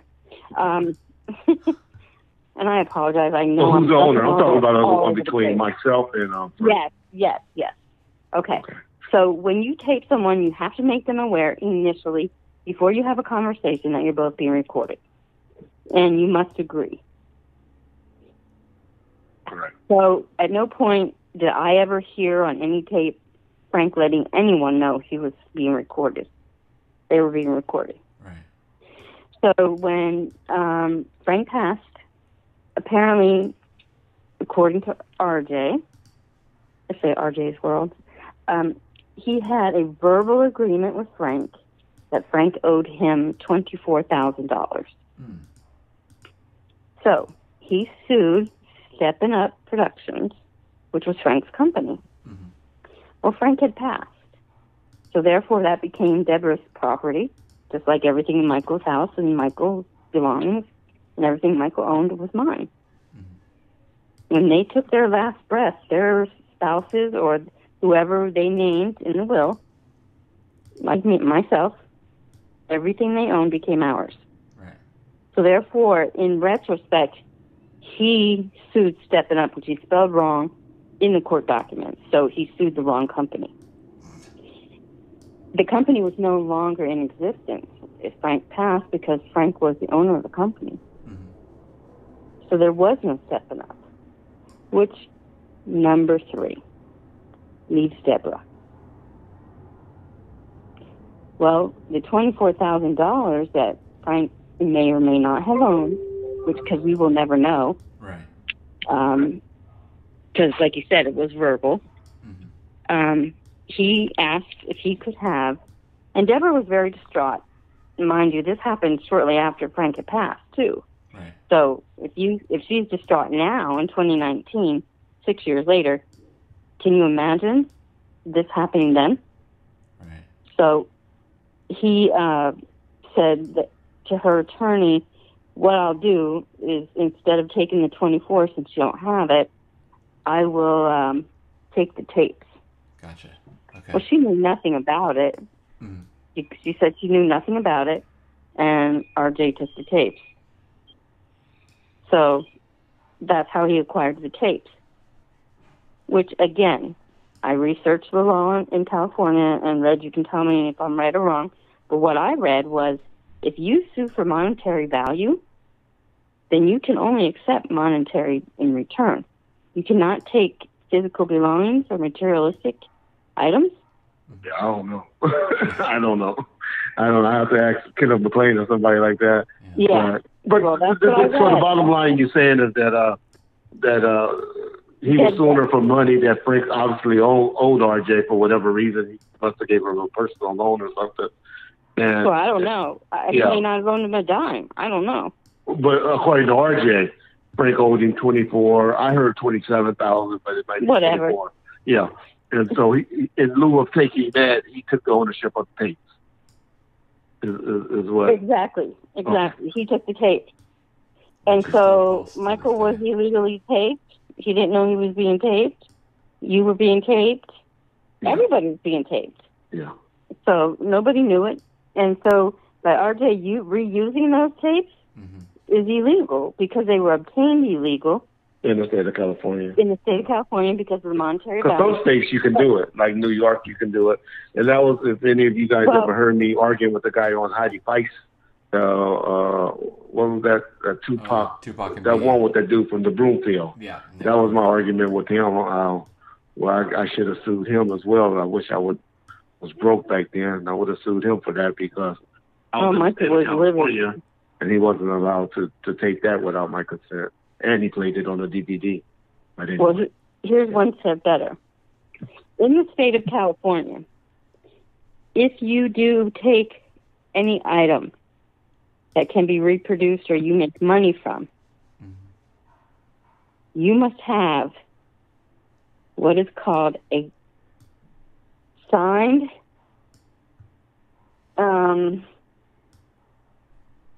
conveyance. It conveys the property from the previous owner to the new owner, and they now have ownership. At no point was there ever a conveyance of ownership signed by Deborah. So Did she hand him over the tapes, or did he already have them, and he claimed ownership of them? I always was curious about that. She did not hand over anything. I'm sure that there was someone at her home that did it. Okay. She wasn't able to. Or maybe he gave it to him to use for a DVD or whatever, and then he wanted to own them, all of them, or something. Maybe, possibly. He wanted all of them. Yeah, absolutely. Okay. And I'm sure he probably has all of them. Oh yeah, he just posted. Oh, he does. He's been yesterday. putting them up lately. Yeah, so. he put one up yesterday. Yeah. So. Yeah. And I know he's made multiple copies of them. He had them up for sale. He's made money off of them several times over. And, Now, you did some things on YouTube where you got some things pulled down. Was that on Michael Carlin or was that on RJ? No. You got or Jesse channel? RJ. RJ channel. RJ put 7 tapes of Michael on his channel. No. I have trademark and copyright. He can't do that. That's mine. Audio, pictures, visual, sound, name, words, anything that came out of that man's mouth that he has, he cannot use. Okay. And I shut him down. He's still coming at me. That's what I was going to say. Did he try to fight it? Oh, yeah, he called me and left me threatening voicemails.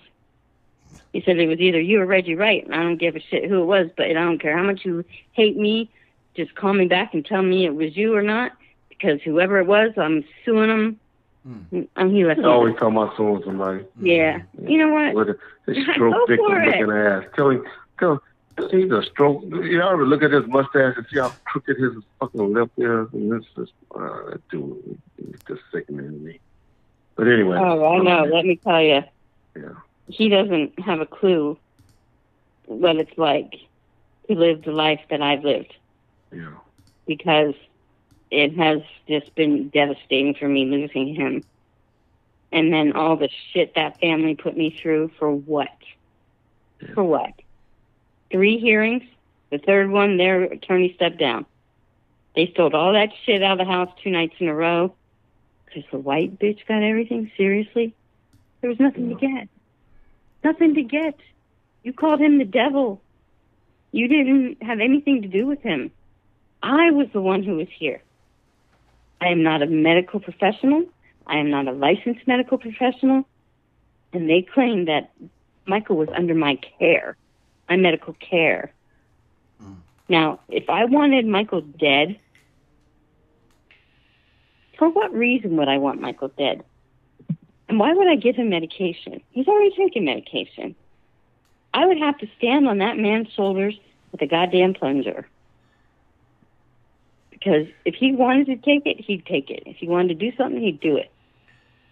And there was no way I could convince him yes or no or hell no or hell yes. He did what he wanted with who he wanted when he wanted.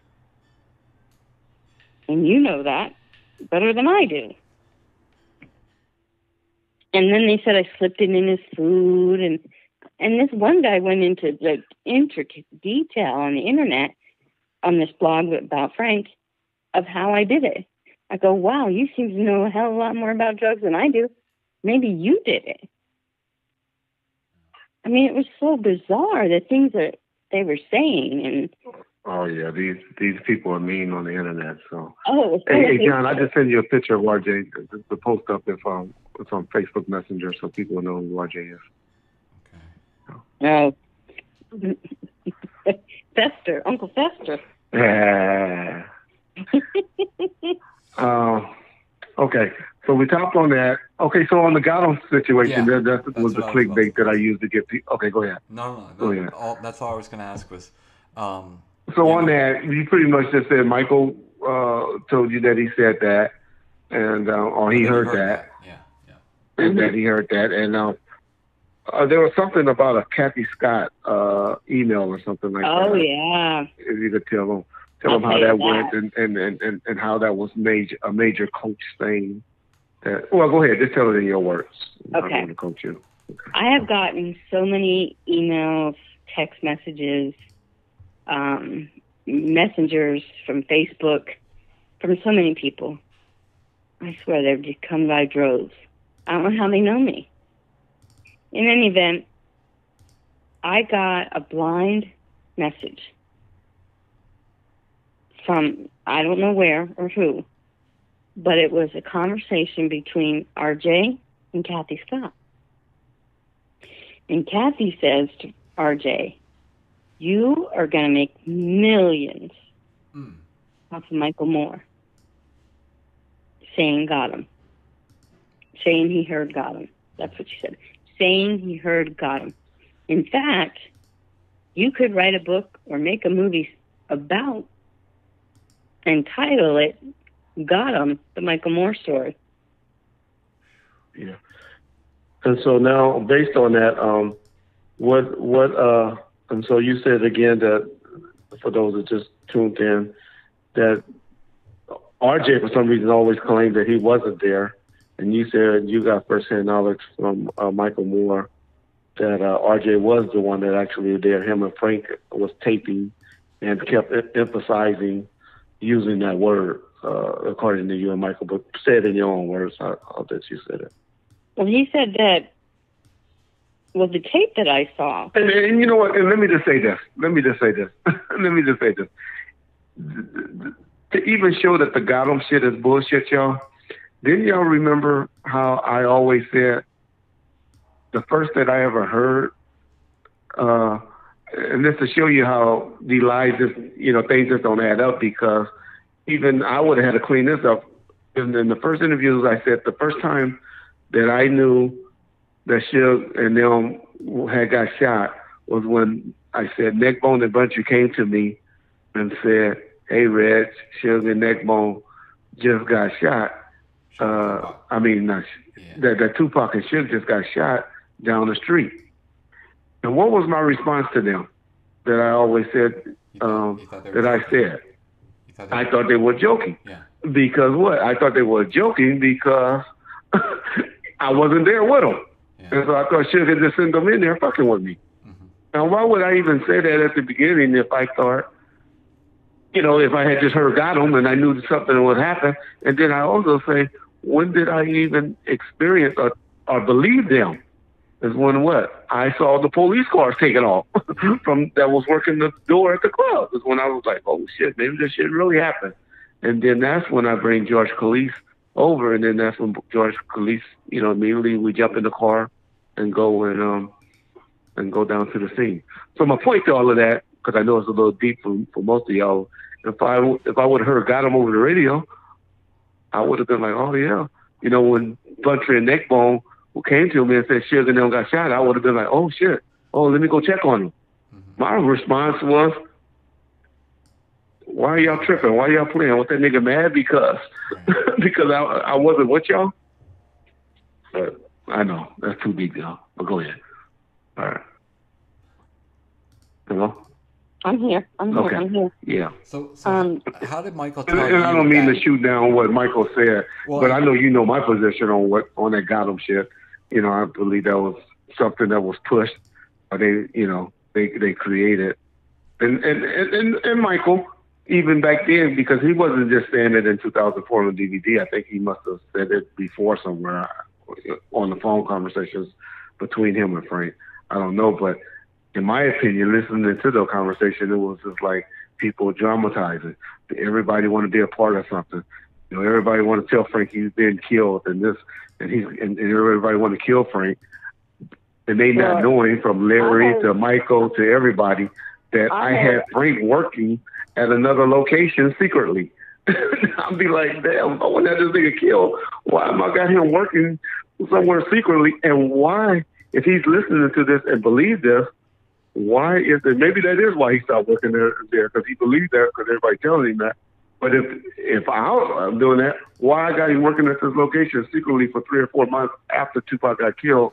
And I just don't want nobody to know that I'm still employing him at a church that was vacant, that was desert. Vacant. That don't make sense. But anyway. A lot of things don't make sense. I was told that Frank was shot in the back of the head. That's why it's a cold case. It's not closed. Okay. So, I mean, there's so many things that I've heard that are different and don't make sense, yet make sense. Which is not true. You know, he wasn't shot in the back of the head. But who did you hear that from? When you say stuff like that with the young kids, you gotta say, "I heard this," and you gotta say, "I believe it," or it wasn't true. Yeah. So you saying that that's not true. Yeah. I can't say what's true and what's not true because remember, I wasn't there. Yeah. And most of it came from blogs or videos or, information. I know what Michael told me. I know what Michael said. But like everybody says, you say anything and you'll end up dead like the rest of them. They don't know what you know, and that's what scares them the most.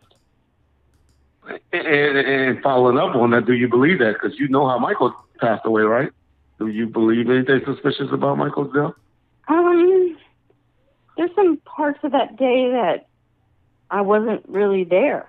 I slept in. I don't know what happened prior to the time I woke up. Yeah. I know when I woke up, my coffee was ready, but he was outside talking to two cars that had drove by asking for directions, he said. I don't know who those people were. So, I mean, so many things play into factor. So what was the autopsy report that he died from? Drug overdose, accidental drug overdose. Okay. But that's what they were looking for. The people that in the car was looking for, or are you talking about the coroners, because they took all of his medications and. Oh, okay. When the first investigator arrived, he said, and I just read this report not too long ago, and that's the only reason I bring it up, is he said that he could see that Rig had already set in from his fingertips to his shoulder. And I personally am not, like I said, a medical professional, so I can't tell you how long it takes for Rig to set in, but I'm pretty sure it takes a little bit of while. So he may have passed shortly after we laid down. Do you know what type of drug did they claim that was in the system that made him die? Oh, yeah. He had diazepam, which is Valium. He had sleeping pills. He had, of course, his Loratab, which is Percocets. Okay. Somas, which are muscle relaxers. My one methadone. He had one other one. But there wasn't... Let me ask you this. Any of the drugs that was found in the system, do you know that y'all not to have? And, that you were surprised to hear, like, oh, no, that's not mine or his? No. Okay. No, because they took the bottles. They knew everything that he had in the bottles, and they took pictures of what medications I was taking. Okay. I don't know much about prescription drugs and stuff, so. I don't either. All I know is what I'm prescribed. But again, with my medications, because of the severity of my injury, and I'm not on welfare, by the way. Let me clarify that. I have never gotten welfare in my life. I have a 24-year-old. She's not talking to me, y'all. She's talking to our friend that makes all these false claims about everybody. Recently about the gun. I heard the gun sold for almost $250,000. Well, I wish. Over. Well, in that case, I'm sure you wish you did have that gun. No shit, right? Well over $250,000, as a matter of fact. But somebody bought that gun actually for $250,000. If somebody bought that gun for I'm about to start selling all type of shit. I got Tupac shoes. I got clothes. I got shield clothes. Shoes. Well, I'm about to create a whole bunch of shit. I got the feelings he had on a picture. If shit's selling like that, because this is crazy, y'all. I heard that BMW sold for $1.5 million restored. This is crazy, y'all. Yep, restored. But $1.5 million, y'all, man. Oh yeah, I got some Fila shoes. I'm about to start putting shit out, y'all. I need some money. I got some Fila tennis shoes. Oh, he traveled. Oh, I'm watching the Lakers game. But okay, go ahead. What was I saying? I don't remember. Oh, Didn't he have some more, didn't he? And he's making up stuff about. Oh, I'm not on welfare. Yeah, well, RJ put the tape out about the gun. Yeah, RJ always lying on people. Yeah, so whatever happened there happened. I don't know. I just know it was Michael's gun. He had many guns, and whatever. It is what it is. It did sell for well over $250,000, and I did Wait a minute, you talking about that the gun that was just auctioned off a couple of weeks ago? A month ago? Yes. It sold for $250,000. Over quarter. And that wasn't even a gun that shot back. Hey, yo, I got the gun that shot back. Shit, what the hell? There you go. Damn. I never got welfare. I never got food stamps. I never got child support. The only child support I got was a check for restitution because her father was arrested for a DUI, and he had to pay to get out of jail. So his restitution came to my child support account. That's the only child support I ever got.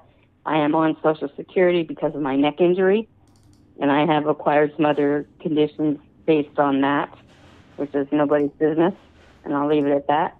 And so RJ kissed my ass. I don't get welfare, and I don't collect Social Security because I'm not injured. My C2 cannot be touched. It's laying on top of the plate, and I will be paralyzed from the neck down as I take my last breath if anyone tries to touch the plate in my neck. Okay. So, in addition to that tape, let me clarify. Let me see. My boy, somebody says on the 313 Real, was he in the house? I didn't see him, but it's so what's up, Real? And just to throw a shout out to my boy Real. Real is the one that got made the introduction for Judy to agree when I texted her to ask her about doing this interview. He's the one that facilitated it for me. So appreciate that, Real. Yes, very much. If he's here, but I don't think he's here because I usually will see his name. But I just wanted to throw that shout out to my boy. Okay, sorry about that. I can't believe he's not watching after he's the one who got this all set up. Yeah. Damn him.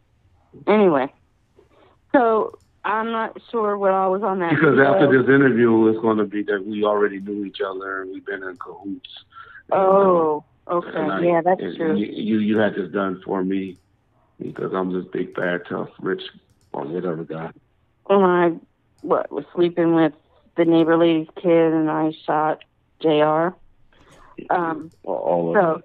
Yeah, so whatever RJ wants to throw out there about me, you have at it because, at the end of the day, you're full of shit.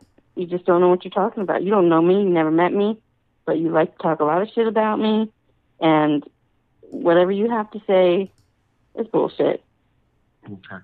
Let me see if John got any more questions because he be reading the board, and me, I just be talking shit. And so he usually sees questions from good, from the people. I speak the truth. I don't talk shit. No, I said me. I said that's what they. I know. Okay. I know. Okay. I heard you.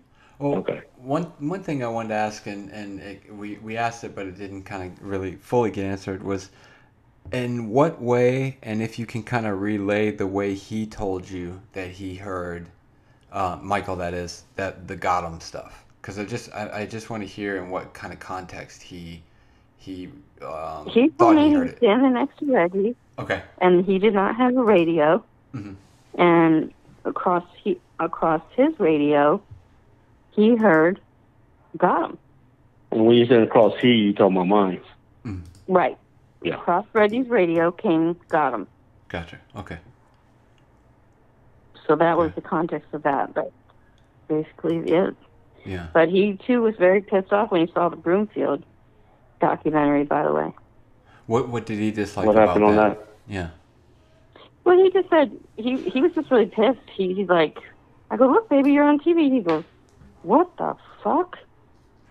And he turned around and he was furious. Hey, Michael Melinda, David Kenner is the one that said got him. He was the one that got in the car and shot Tupac, Michael Melinda. And since I said it was a white voice, it was David Kenner that said it. Stupid motherfucker. What? But go ahead. I'm just talking to somebody. I didn't get that. I know. It's an RJ. They say who said got him, and so the rumor has always been a white male, and they always said it was David Kenner. No, Michael said there was a white man that came across the radio and said, "Don't say anything else on the radio." And that turned him off. Okay. I'll be getting it wrong. Yeah. Right. It wasn't David Kenner, it was George Calisis. Oh, George Calisis. Also, now George Calisis, who was in the club, had a radio. Y'all only knew the politics of that. George Calisis would never, ever have a radio. It's funny to me. I mean, I know that's your guy and saying that, but George Calisis would never have a radio. No, I didn't say Michael said it. I know. Michael said a white man came across the radio. It sounded like a white man within death row. He didn't say who. Yeah, well, George Calisis was. They always try to put George and David Kenner together, which they got to remember. David Kenner was a control freak, and David was getting pushed aside right now because Shug was unhappy with him, and he was intimidated by George Calisis, new relationship with us, because we was pretty much pushing. We were telling David, hey, don't worry about dealing with this. George Calisis handling this, and that was driving David Kenner crazy. But David Kenner is crazy. He didn't have far to go. Yeah, well, I don't think David Kenner, in my opinion, is one of the second or third smartest men that I know. That very well may be true, but his movie was bullshit. David Kenner? Yes. What movie did he do? He never had a movie. Which one? Yeah, he never. Oh, I'm sorry. I'm thinking of Kenner. Oh. Yeah. David Kenner. Katie. No, David Kenner is an attorney. Stating and Kenner. I get them. Oh, okay. Always get them too confused. I'm sorry. My bad. Oh, okay. We track that. There's a movie we don't know about, Rich. They would love to see them. They shouldn't have the same sounding names, damn it. Yeah. Okay. So anyway, go ahead, John. You can finish up with the questions that you have for Ms. Judy. Okay, She done gave us an hour and a half of her time. Okay. And we really appreciate that. And if these people word these questions insensitively, I apologize because they're just talking through the internet, so they're just saying what's on their mind. So if somebody were to say Michael Moore was a drug addict, no offense, but let's keep it real, what would your response be to that? Michael Moore was a drug addict? Mm-hmm. Based on I think that's a bad word. I think he might have fell short to some addictions, but I don't think a drug addict is a correct word to say. Okay. But let's hear a response to that, though. I think that there's functioning addicts and there's addicts. Right. My brother was not a functioning addict. He died 2 years prior to Michael. Same exact way in his sleep. Okay. However, Michael was a functioning addict. He needed his medicine. He did. He was in a lot of pain. Mm-hmm. And you done told us of 3 incidents where he had a lot of pain. And so I can understand. That's why I try to He needed more surgeries. But, I am not a fan of surgeries. And I don't, if you can't give me 100% that I'm going to get 100% better, then I don't want to talk to you. Mm-hmm. You're not touching me.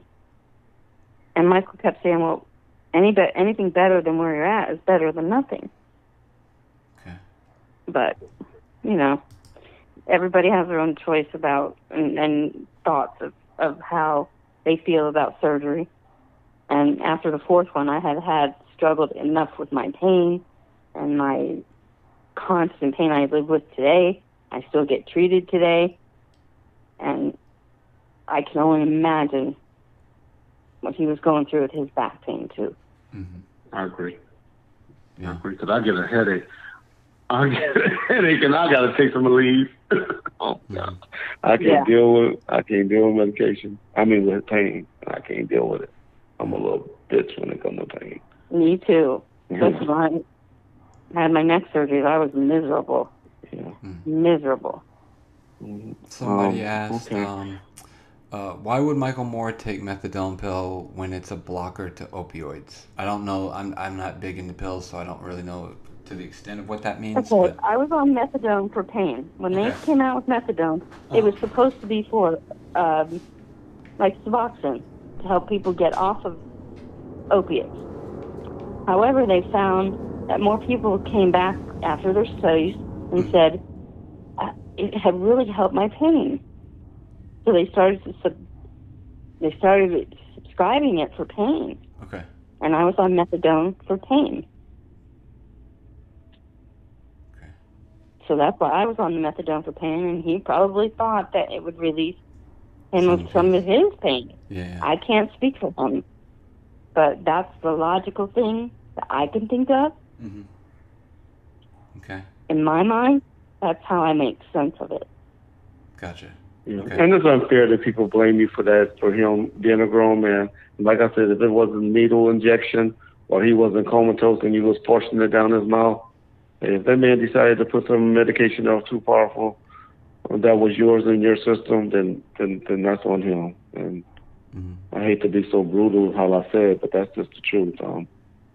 You know, and I hate that you got to go through all this attacks and stuff from people behind that. You know, from hearing the story, and and this is my just take from it. Is what had happened is that he done took some medication that was yours, and that's why everybody's been attacking you. And I don't know that to be true. You never said that to me. That's just what I believe that happened, and why people, you know, from the family members to RJ and all of them, have made those accusations against you. Absolutely. Mm-hmm. And that the investigator that came to my home asked me, did Michael ever have access to medication? Mm-hmm. I said, well, absolutely. They were on the counter. Right. He said they were never in your purse, or you never had to look for them or dig for them. I said, no. In fact, he'd go to the pharmacy and pick them up for me. Mm-hmm. So do you think he had full access to them? Yeah. Well, if he went to the pharmacy without me, hell yeah. Okay. Now, he told you what he heard through what he thought he heard through the radio, the Gotham thing. Mm-hmm. Did he ever tell you who he felt was responsible for Tupac's death? Like, who actually did it? Did you guys ever discuss that? Not really, no. He didn't really have an idea of exactly who it was. Okay. Let me ask you this. What was his feelings about me? Have you ever talked about me? You went boating. You were friends. You went boating. You did things together. He talked about Lindell. Him and Lindell were friends, and he was friends with Tim, but he was a loner, I think, more than anything. He wasn't really a personable kind of guy. So the Tim Wills guy that I interviewed, did you hear that interview? Formal. I did, but I thought Tim took it to another level as far as their friendship, because Michael was not that kind of guy. They were, I think, in the early days, I know they got distant because Tim was one of the type that talked to a lot of the baby mamas and stuff like that. Right. And I don't think Michael cared for that. Michael was very private. Yeah. And so... If y'all don't know what he's talking about, we did an interview with a guy named Tim Williams that was Michael's roommate the night of the incident. And y'all need to go check that out to put a lot of the stuff about Tim in context with this interview. Of some things that Tim said. And they were, like I said, they're Tim's opinion and beliefs on things. But basically, the gist of it was that Michael never said anything about Gotham or anything to him that night of the incident, of the shooting. He never mentioned any of that to him.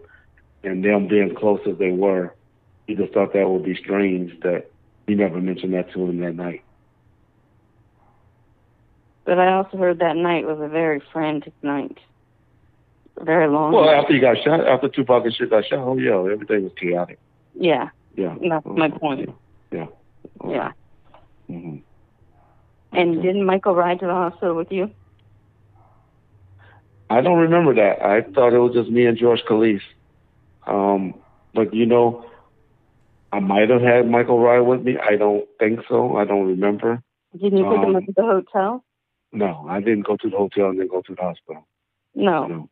But didn't you take him from the hotel to the 662? No.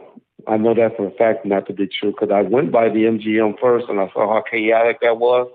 And I was like, I am not dealing with this MGM tonight. And I went straight to the club and was dealing with that. So, no, I went there by myself. Okay. So, Michael, you don't recall riding to the hospital with you? No, not from the club to 6-2. Okay. Yeah. Okay. Well, anything else? Yeah, so I think it's. Let's see if there's any good questions on the board, right quick.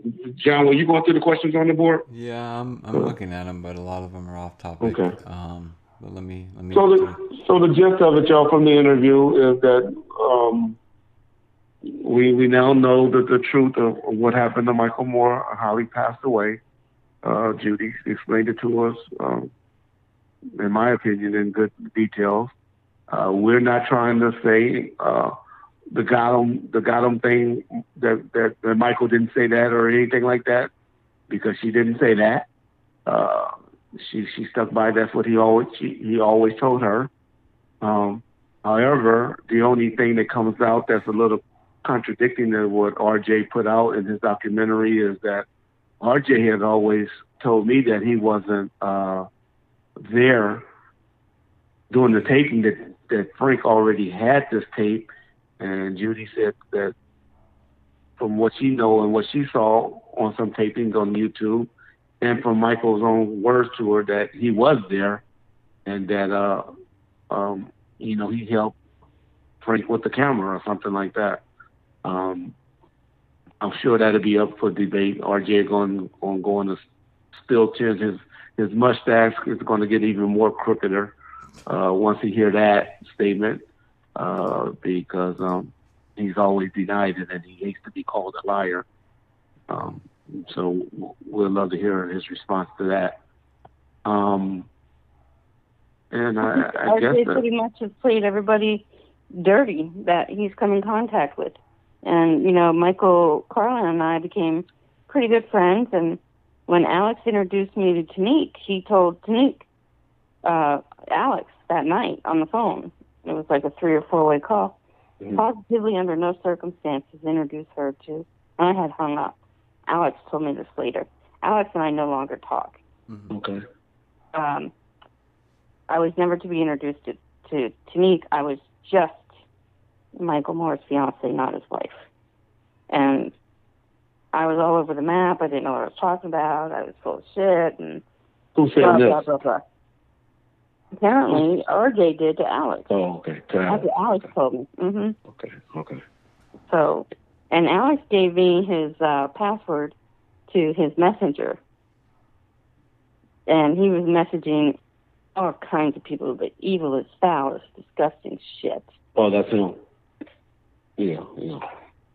And he's not a nice guy at all. He's evil. Yeah, I that's one person. Well, I can't say that. He's the bastard I ever met.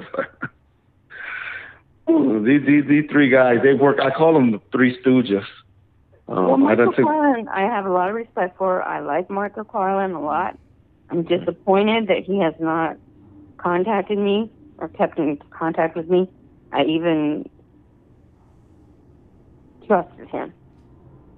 You trust him? Or not, I believe he's a weirdo. He's more crazier than all of them. This is the guy that out there, Julie, that believes me and Puffy Combs are cousins. Cousins. We robbed a casino together. We what else does Fool say? He says that, my dad was at the casino, which that's the craziest thing. And then he goes and says, well, now he's believing this guy that's just as crazy as him by the name of, this is his new thing that he's pushing out. Wayman Anderson. Mm-hmm. Which we waiting for more of that to come out because we got something up our sleeves for him on that to show how crazy this guy is. But Michael Carlin is an idiot. He's an old man idiot. R.J. Bonds is just...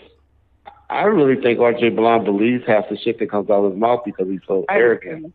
I do too. And he thinks he knows everything, which he just speaks. He reads things and thinks that's how it is.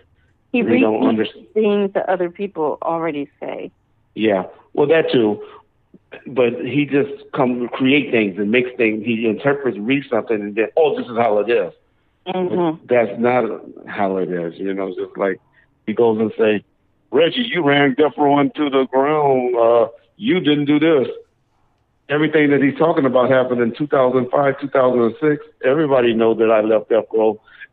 John can tell you when I left Death Row. Yeah.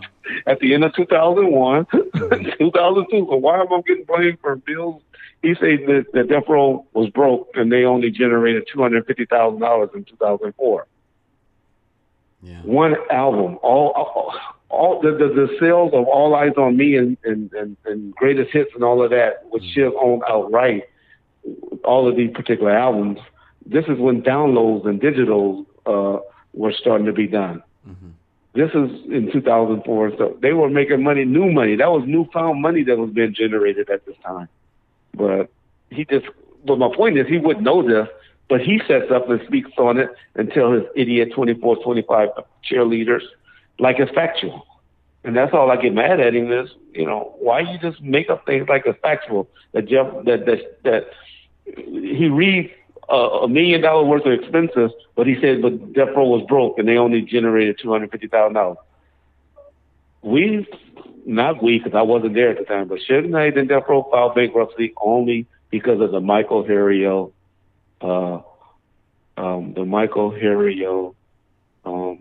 judgment. Yeah. The judgment and Lydia Harris judgment. Mm-hmm. He wants to believe that they filed because of taxes to the IRS. The IRS will give you payment plans up to yang yang.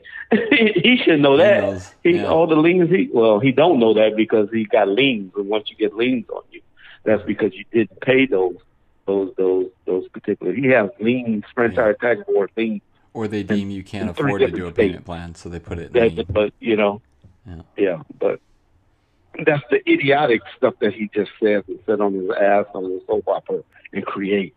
And that's the only reason that it bothers me, because he just create things. And then he got the 20 cheerleaders that goes around on every chat board putting that stuff up.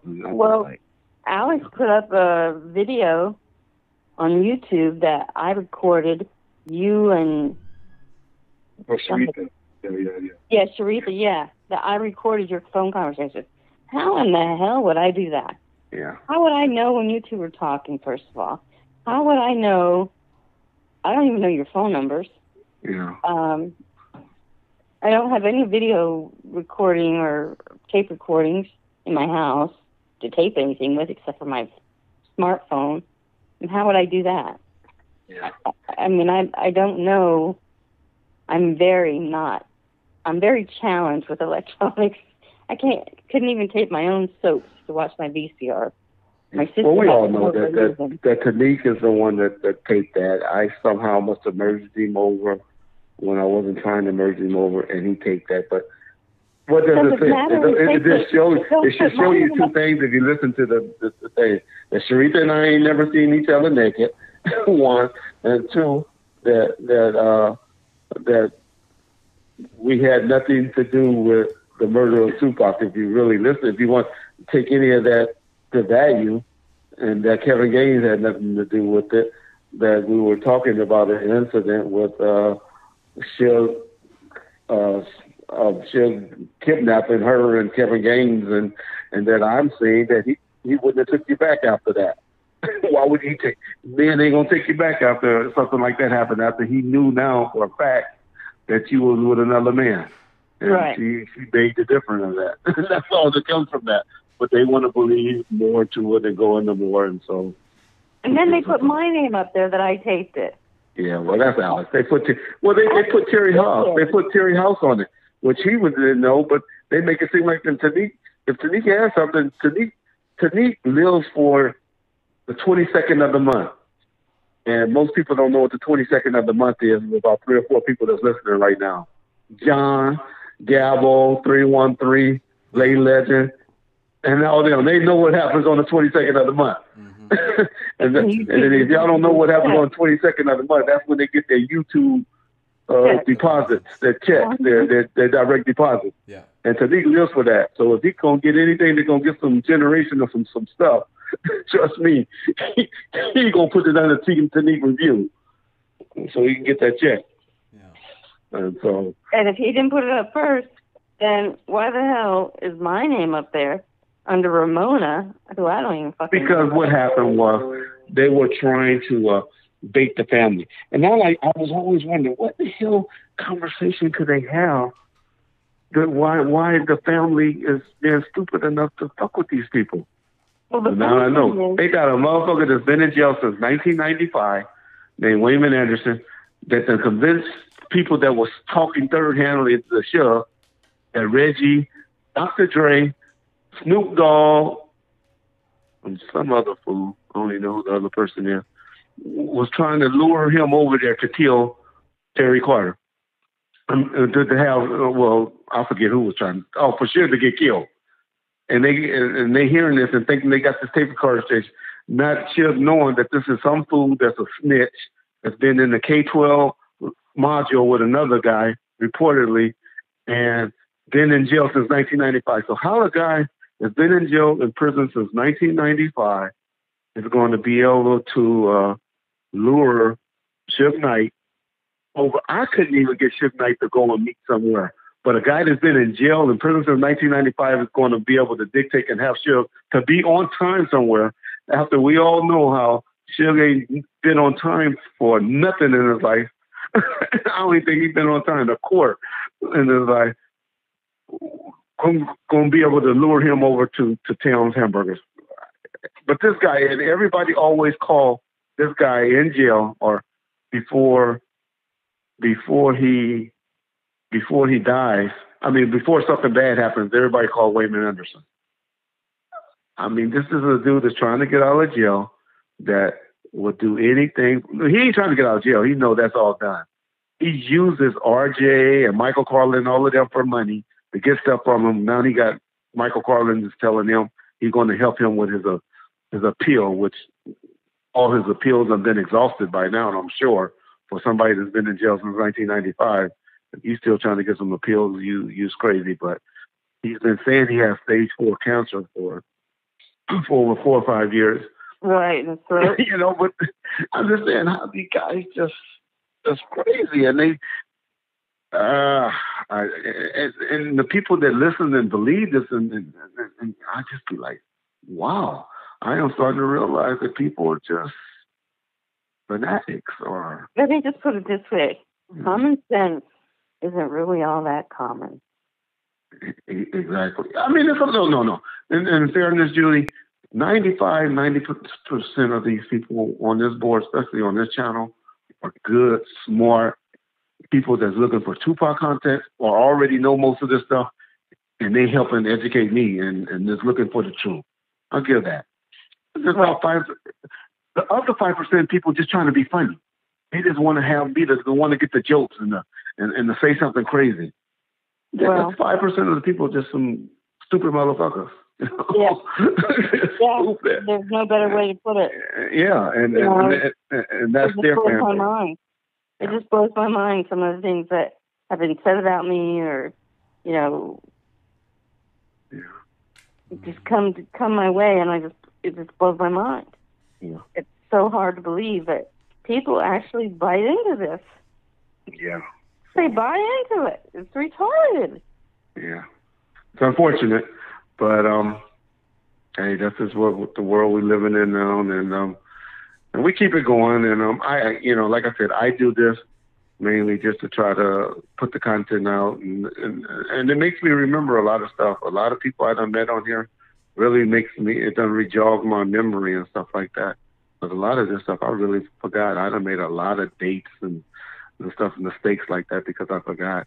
And really just to try to kill off what RJ Bond's trying to do. He got this. As a matter of fact, y'all, he was scared to tell y'all. He don't want to tell y'all where y'all can go watch that City of Lies bullshit. And I want y'all to go see it now, so when it comes out, it don't make no money. Y'all definitely won't go spend y'all money on trying to buy his DVD that he can't wait for this to come out for. Mm-hmm. But it's playing over in Italy, y'all. It's playing over on some stations, so if y'all can get a Fire Stick or something like that, they release it in Italy, but it's in subtitles. Mm-hmm. And I hear that it's shot well, but it's mainly just a conversation between Forrest Whitaker and Russell Poole. Of course, it's going to make Russell Poole look good because it's his show, it's his book. It's the book that Randall Sutherland wrote. Which part? Whoa. It's called City of Lies. City of Lies. Let me interject there. Okay. Which blows my mind because RJ was specifically told by the family he was not welcomed and better not show up at Russell Poole's funeral. Oh yeah, people forget about that. They think RJ and Russell Poole would be great friends.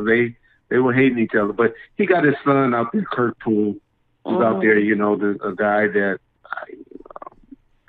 how can he still respect his dad? You know, because his dad had him living in a garage and pretty much left his mama and all of that. I don't know. People will try to say, well, you look at your dad. My dad is a great dad. he still, you know, take care of his family and his house and all of that, and got into some trouble because of his son's stupidity, and ain't turned on his dad yet. And but this guy, you know, Kurt Poole, which, you know, that's his dad, so it's hard to turn on your dad, but it's hard. It's hard. But Kurt Poole is the guy that, you know, that's out there. And RJ tried to act like him and Kurt got a good relationship. But I done seen on, because I be watching RJ shit, because he cracks me up on the stuff. But he done tried to call Kurt 3 or 4 times. And Kurt never answered his phone when he trying to get a hold of him. And he never called back and said, hey, I got this question for Kurt. So he always tried to seem like that. But I believe him and Kurt is arguing. Because I done seen him on J. K's channel responding to people and saying stuff. I've never seen RJ get along with anybody. Yeah. I'm glad I did what I did. I did a show. We pulled down. I wish I would have left up, but I said some things that wasn't true, and I got to verify. Because I said that RJ was convicted of a felon, which that drove him crazy. He was about to call everybody, try to get me put back in jail. But not that I was worried about that, but he was charged. I just don't. With that. You know, it pissed him off. But the good thing, what I was going to say is, his wife didn't know about none of this shit, and they were in the car driving, listening to this, and it drove me crazy. He was like, "My wife didn't even know this shit." Reggie up there putting our bankruptcy in, and I got arrested for a felony. He's a motherfucking lie. Okay, it might have got pled down to a misdemeanor, but I don't know. You know, I called him a convicted felon, and that drove him crazy. And the charge was a charge. It was, whenever anybody look up Ohio law, since y'all like to do research and stuff, it was in Ohio, the state of Ohio. When you write a check over $500, it's a felony. Under $500, $499 is a misdemeanor. But I do know that systems allow you to plead stuff down. And sometimes, you know, they don't even file if you make the payment and make the restitution. Or I even know some people that have to go to a check writing class, and then you go to that check writing class and they dismiss the case. But, you know, so he wanted to play that game, and I'm not one to lie on people and put stuff out. So I pulled it down. But, hey, it did what it did. It had his wife learn stuff that he didn't know. You know, people don't know, and I know you know, the nigga's real name is E-Rap. You know, and he's got everybody thinking his name is, you know, James Bond, like he's this big old agent. Yeah. You know, the James Bond, but his motherfucking name is, his name is Richard E-Rap. You know, I always know people that RJ Bond, but he got his kid's name Bond and his wife's name Bond. So he did change his name, he said, because his dad did so much police work and people don't know what it is. But he's all on YouTube talking about this shit. But his dad was his dad probably. I'm sure he was a clown just like his son. Those clowns usually raise clowns. But, well, I believe that one. But, you know, I didn't know Athena changed her name because when I had originally started looking him... No, she's under Athena Bond, or Lita or Athena or whatever her name is, Bonds as well. Athena. The kids and everything, they're all Bonds. They're all Bonds now? They're all Bonds. Everybody Bonds. You know. But, yeah. Well, good for you, Uncle Fester. Yeah. Yep. But, so that's enough on that clown. Yeah. He's destroyed so many things for people and made miserable lives for people. And the thing is, it's come at him one time, and then he's going to leave these messages and threaten you and shit. He's always making threats and stuff like that. I'm sure I'll get a threat, but I don't even care. All my stuff is in place now, so like I always tell them, good. I want the judge and the people to listen to y'all. I want y'all to, but I got enough stuff taped, and I done stored enough of yourself so they can see how much of a clown you and Michael Quallen are. So please do. Please, that'll give me some conversation to talk about. That's what I put on Rose video. Bring it on. There's nothing I want more than you in a courtroom in front of a judge. Oh, I'm in the process of doing that. That's what my days are done for now. I got enough for them now where they know things are not true, and they just outright keep putting this stuff out, knowing that these people are done been convicted, done pretty much retracted everything that they said, and they still keep putting it out, for profit and for gain, and it's just not right. It's not cool. I know that he got a house, that he got it listed up for sale, and I know what it's at and all of that stuff, but it got a little equity in it, and I'm going to be staying in there. Well, I got a nice little young friend, a little tenderoni that I think would like to stay there. Yeah, well, just hope you don't eat me to it, okay? Yeah. Hey, Judy, do you know if Michael ever got compensated for being in that DVD that RJ did? Probably not. Okay. Yeah, Michael said, she answered that question earlier. She said that he said he didn't feel right benefiting from it. Oh, I know, but I think RJ used it anyway, so I was just wondering if because he used it, right. by default, he had to pay you or pay when Michael was he should have. Right. He should have paid the estate, which would have been me. Yeah. Okay. But he never did. He said he was going to. Okay. But when has he ever spoken the truth? Yeah. Or kept his word? Yeah. Oh no, he goes in and out of retirement, and he has all types of. He needs to stay the hell out of it. Yeah. To stay in retirement, because he's just a menace to society. Yeah. Well, like I said, I just don't like the fact that he puts things out and make it seem like it's the truth or factual when you really don't know. He made a comment. He said, when does Reggie ever put up one document, one evidence? Well, I put up a document. I put up your bankruptcy. I put up your liens, and I put up your arrest. I'm just going to say arrest for writing a bad check. Is that enough documents for you? Huh? Oh, he wanted me to put up the trademark and copyright. I don't have to.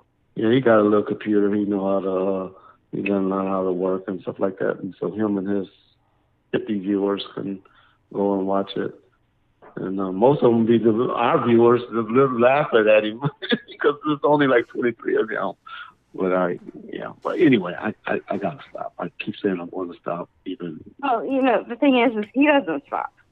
Yeah. So you have to constantly be not necessarily covering your ass, but just going back and getting the truth out.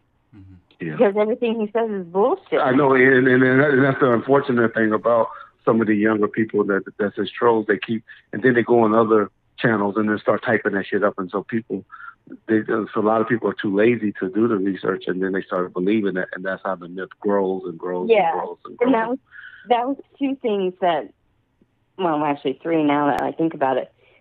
Things that he said in that video that he did about me and the will and what have you. He said that I gave all of Michael's son's clothes to the Goodwill. Okay, let me clarify something.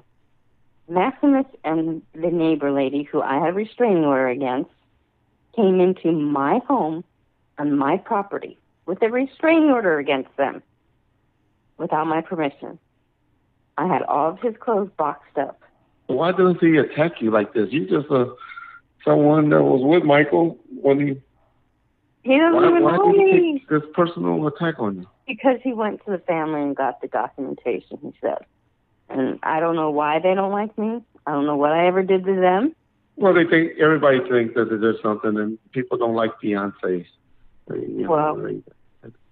He asked me to marry him many times, and I said, no, you're not ready. Have a baby with me. No, never. I've seen you saw how he treated the other baby mamas, huh? Well, yeah, I saw that, and then I saw the names that he had on every file folder for each kid, which was disgusting. But it was true. You know, it was what it was. But he also said that, he said so many things. He said that I didn't put on, when you become the executor, you have to take pictures of every single thing in the home. You have to make a list of every single thing in the home. If you repair, replace, or fix anything, you have to. Yeah, I saw him put up something about that.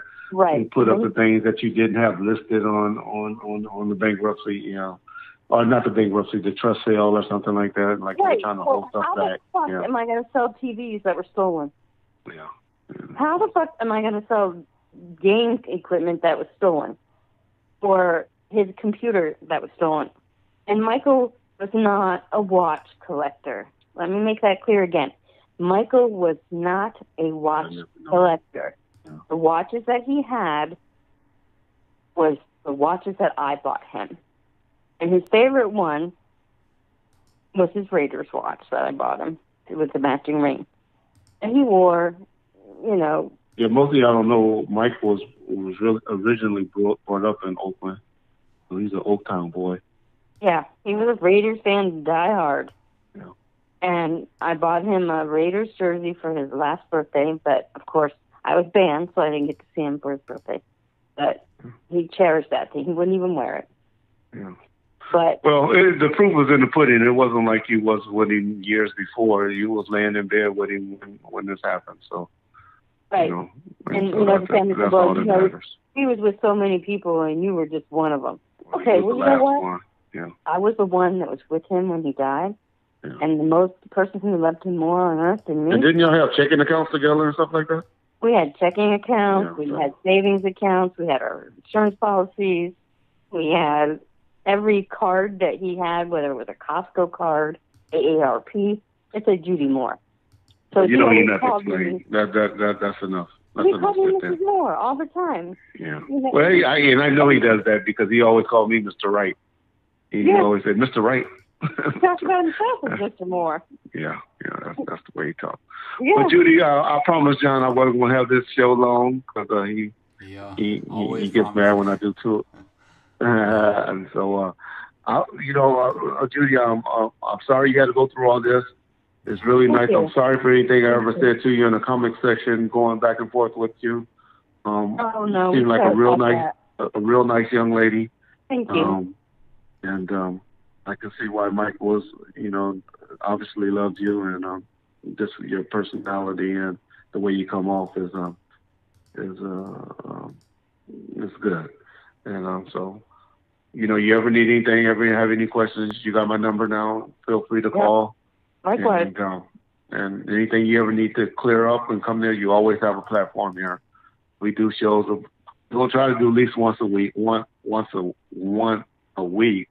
But lately we only been doing them every 2 weeks. But you got to clear up something. You see something up there you need to clear up, just call me and we'll get you on. All right, perfect. Because trust me, tomorrow's gonna be a crazy day for you. Oh, I can only imagine. But that clown, he got to respond to everything. So. And really, there's nothing said that he needs to respond to. It is what it is. Yeah. And you got a lot of admirers out there, so you can go and interact with them and talk to them in the comments, the comment board. So I do? Yeah, there's a lot of guys. You send me those pictures, and so we put up those pictures that you sent me. And so cool. All right, Ms. Yu. So thank you again, and we'll be talking. Like I said, you can call me anytime now. All right, thanks a lot. Nice to meet you, Bomb. John. Yeah. John. Bombfirst.com, John. Yeah. Yep. John coming to Arizona, so maybe I'll try to hook y'all up. That's a good idea. All right. We'll have a good time. All right. John, a 40-year-old virgin. You know that movie, 30-year-old virgin. He's a 40-year-old virgin. Oh, well, we'll have a blast. You teach him to move. There you go. All right. You take care. All right. Good thank talking to you. Good night. Okay, cool. So that's Judy I still didn't find out how to pronounce her name. I forgot. Lachowski. Oh, Liz Lachowski.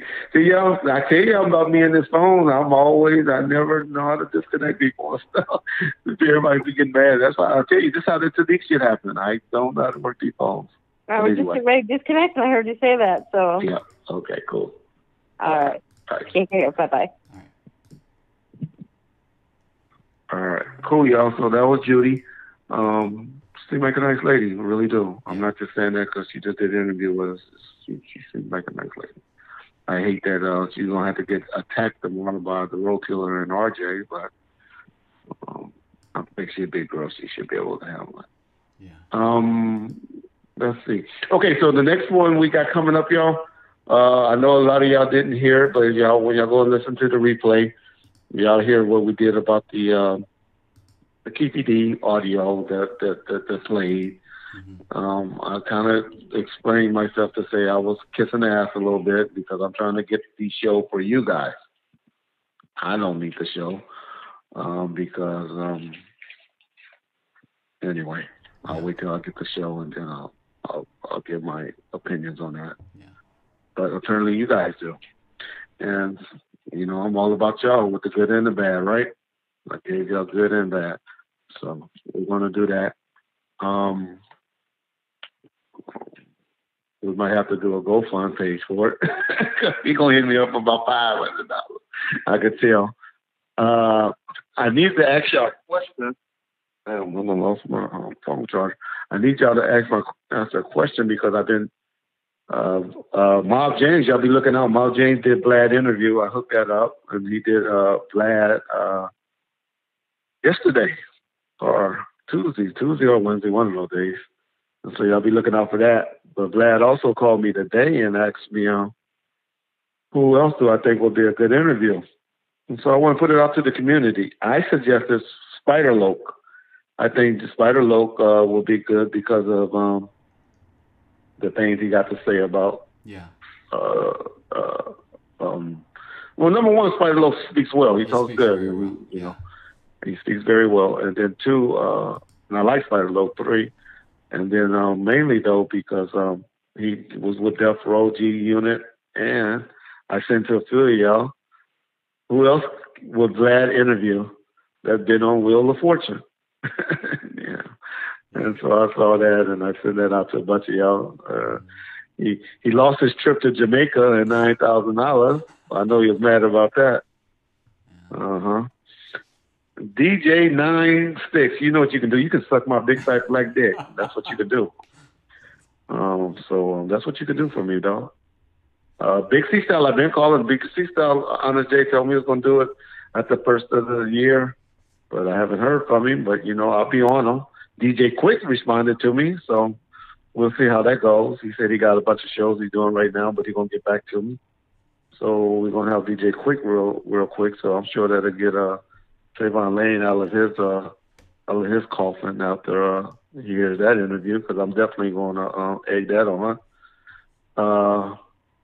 But anyway, let's see. Somebody else. Okay, I need y'all to do some research. Papa G, I've been thinking I started to call Papa G before I did this one with Judy because I was looking for somebody because I said we need to do a show. Mm-hmm. And I started calling. It's hard for me. Y'all just don't know. Certain people, it's just hard for me to deal with from back in the day. And that faggot is one of them. Ooh.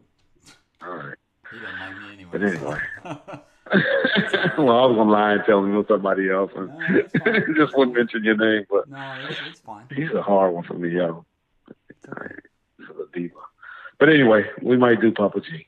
But the one that's going to be a good one, and I need y'all to do some research on because y'all don't know much about this guy.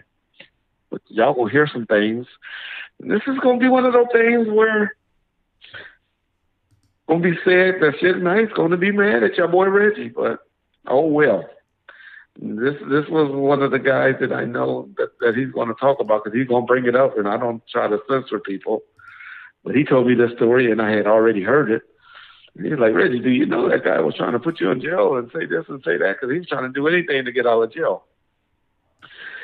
And so when that come across, y'all going to be hating me. Man, I am so glad I got to tell y'all the Money B story, too, before y'all leave. Mm-hmm. I am so glad that day when I was teasing y'all, said me and John got a picture that I just can't put up. Mm-hmm. I'm so glad I didn't put that picture up because Whack 100, that motherfucker, right? Whack 100, my boy, my friend. He had no reason to do that. I'm like, why are you attacking Puck? You mad at his fans and you attacking him like this? Whack losing a lot of juice points with his boy Reg. But anyway, Money B. Let me tell y'all, because I had Money B, but y'all boy John, John, it was, what day was it?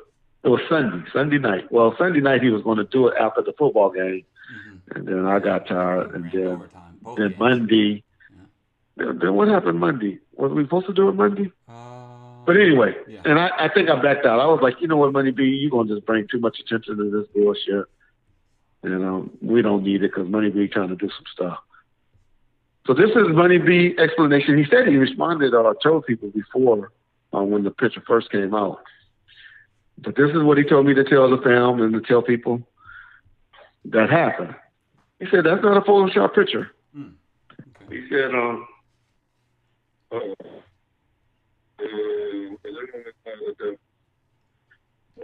I'll read that in a minute, Kenneth. I know you just texted me something you want me to read. Let me see. Money B told me, he said, it's not a Photoshop picture. Okay. He said he was drunk. He said you can tell in his eyes he was a little drunk. He said, but they were on a roll. And most of y'all don't know back then in the early 90s, niggas used to double up. Y'all laughed when I said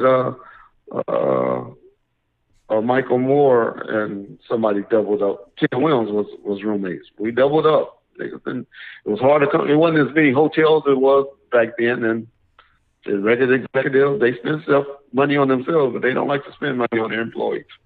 So a lot of people double up. But anyway, he said they doubled up in the room, and he had just got through. He didn't say Pac. He said he had just got through from fucking, a groupie in the room. And he said, as the female was leaving the room, she asked to take a picture of them.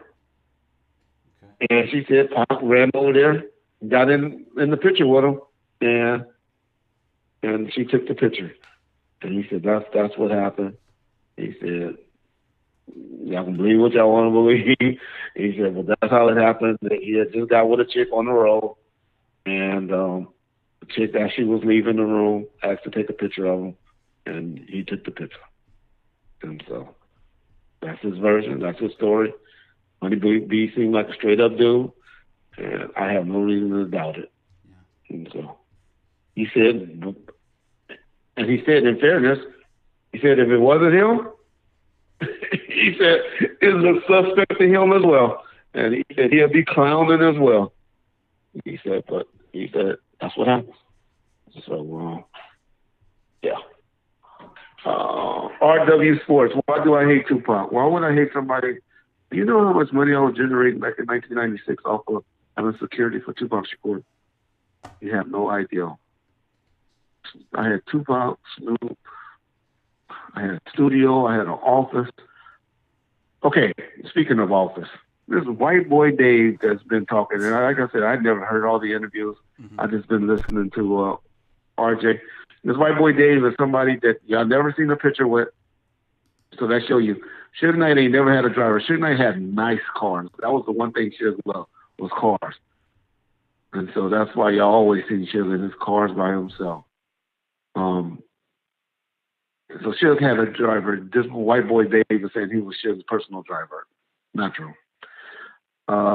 He probably drove Suge 2 or 3 times in a limousine that we had just got made or something like that when Suge needed somebody to drive him around because he was at the office. And because that was his duty. He was like the office security. Him and Norris did get close. And that's why when y'all asked me about him at the beginning, I just said it was somebody that I went to his motherfucking house in Long Beach. And he's supposed to be such this tough guy and all of that. And you know that motherfucker packed up his house and moved out the next day because he had stole some equipment or something off of one of the motorcycles. So this is who this white boy Dave is. The Death Row Dave. I'm sorry, Death Row Dave, but he's a white guy. that RJ been trying to say is so tough and all of that. He's another guy that's a bitch too, but he wasn't your personal driver, and if he was around 2 months as far as working at the office and driving. And then they talk about Interscope. Oh, he worked at Interscope. He was not at Interscope Records. We wasn't on Wilshire when Dave started working for Death Row. The reason why, because they had Murdoch Plaza. That was Pete Wilson. Y'all don't know, the ex-governor of California building. He owned that, called Murdoch Plaza. And Pete Wilson and them, we didn't have to need no security there because they had security all around there. But it was until we got our own building that Reggie Wright ended up owning, 8200 Wilshire, is where White Boy Dave started working at. And that was, I don't even think Suge ever moved into 8200. So that was after Suge that got incarcerated when 8200 was started being operated. And that's because everybody was kicking us out of their building. That shit happened. Nobody wanted to be solid with our black ass. So anyway, so that's what's up with him. So I'm not gonna put too much into it, but these people over here are just talking. And I wish I knew all these people were doing all this talking when. But like I said, y'all know your boy didn't give a shit about none of this shit. I was out there trying to pay my house note.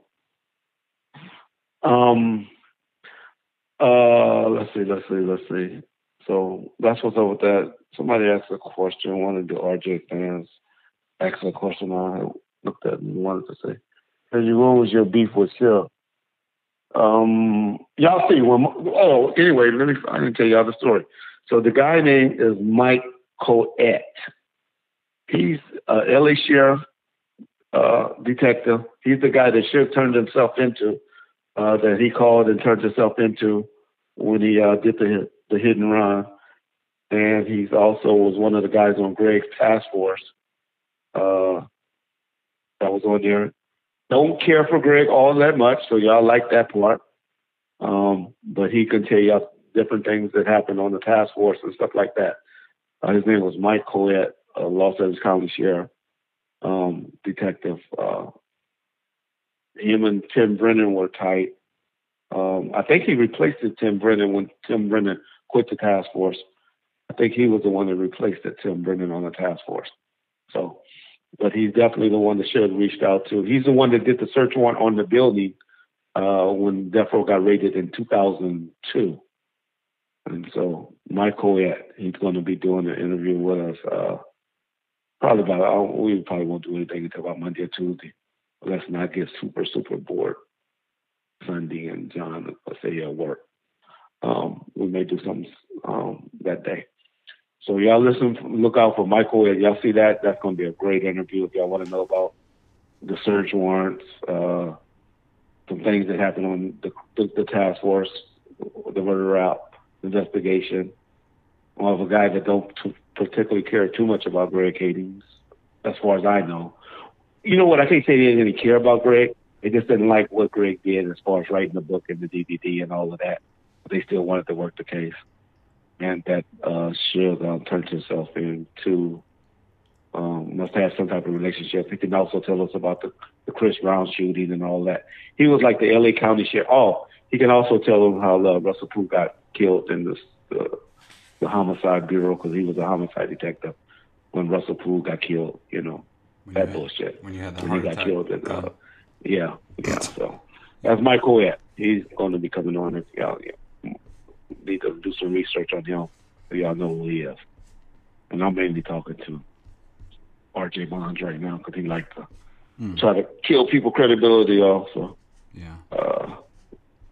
So y'all know who that is. So he'll be coming on by Monday or Tuesday for us. Stephanie Frederick, she's been dodging me, y'all, lately. She got mad that I told y'all about the Michael Carlin lawsuit and all of that. I didn't know she was telling me that in confidence, but apparently she was. But I'll get her back. Stephanie will come back around. Timmy Rue ain't fucking with me because I fuck with Mob James. So, there's a lot of tension there. I don't like to speak on it because that's brothers, that's family. But that's why Timmy Rowe ain't fucking with me. And I know that Miles James' stories are more authentic than Timmy's anyway, because I know the time that Timmy was around. If y'all care about 2003, 2004, 2002, then Timmy would be good for that. But prior, the stories that we get from Miles James, in my opinion, is more valuable than the era of 2002, 2003, 2004.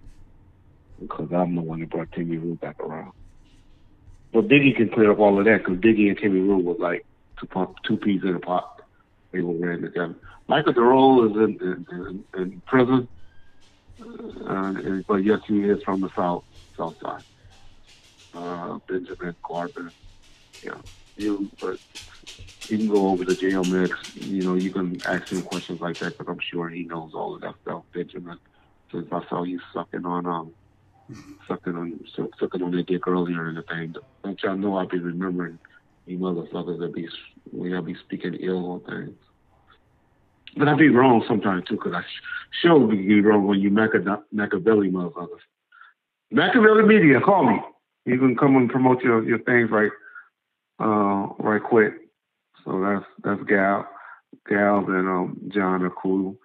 John actually been trying to help Gal get his channel back, but they've been doing a lot of work together. Yeah. So they cool and so. He also so if you're still on the board, Machiavelli, Wilmington and Willowbrook, they run the same way, dog. So Josh, I know you're not from Compton by saying that. I knew the whole time. Those two streets saying crazy shit. Those two streets run north and south.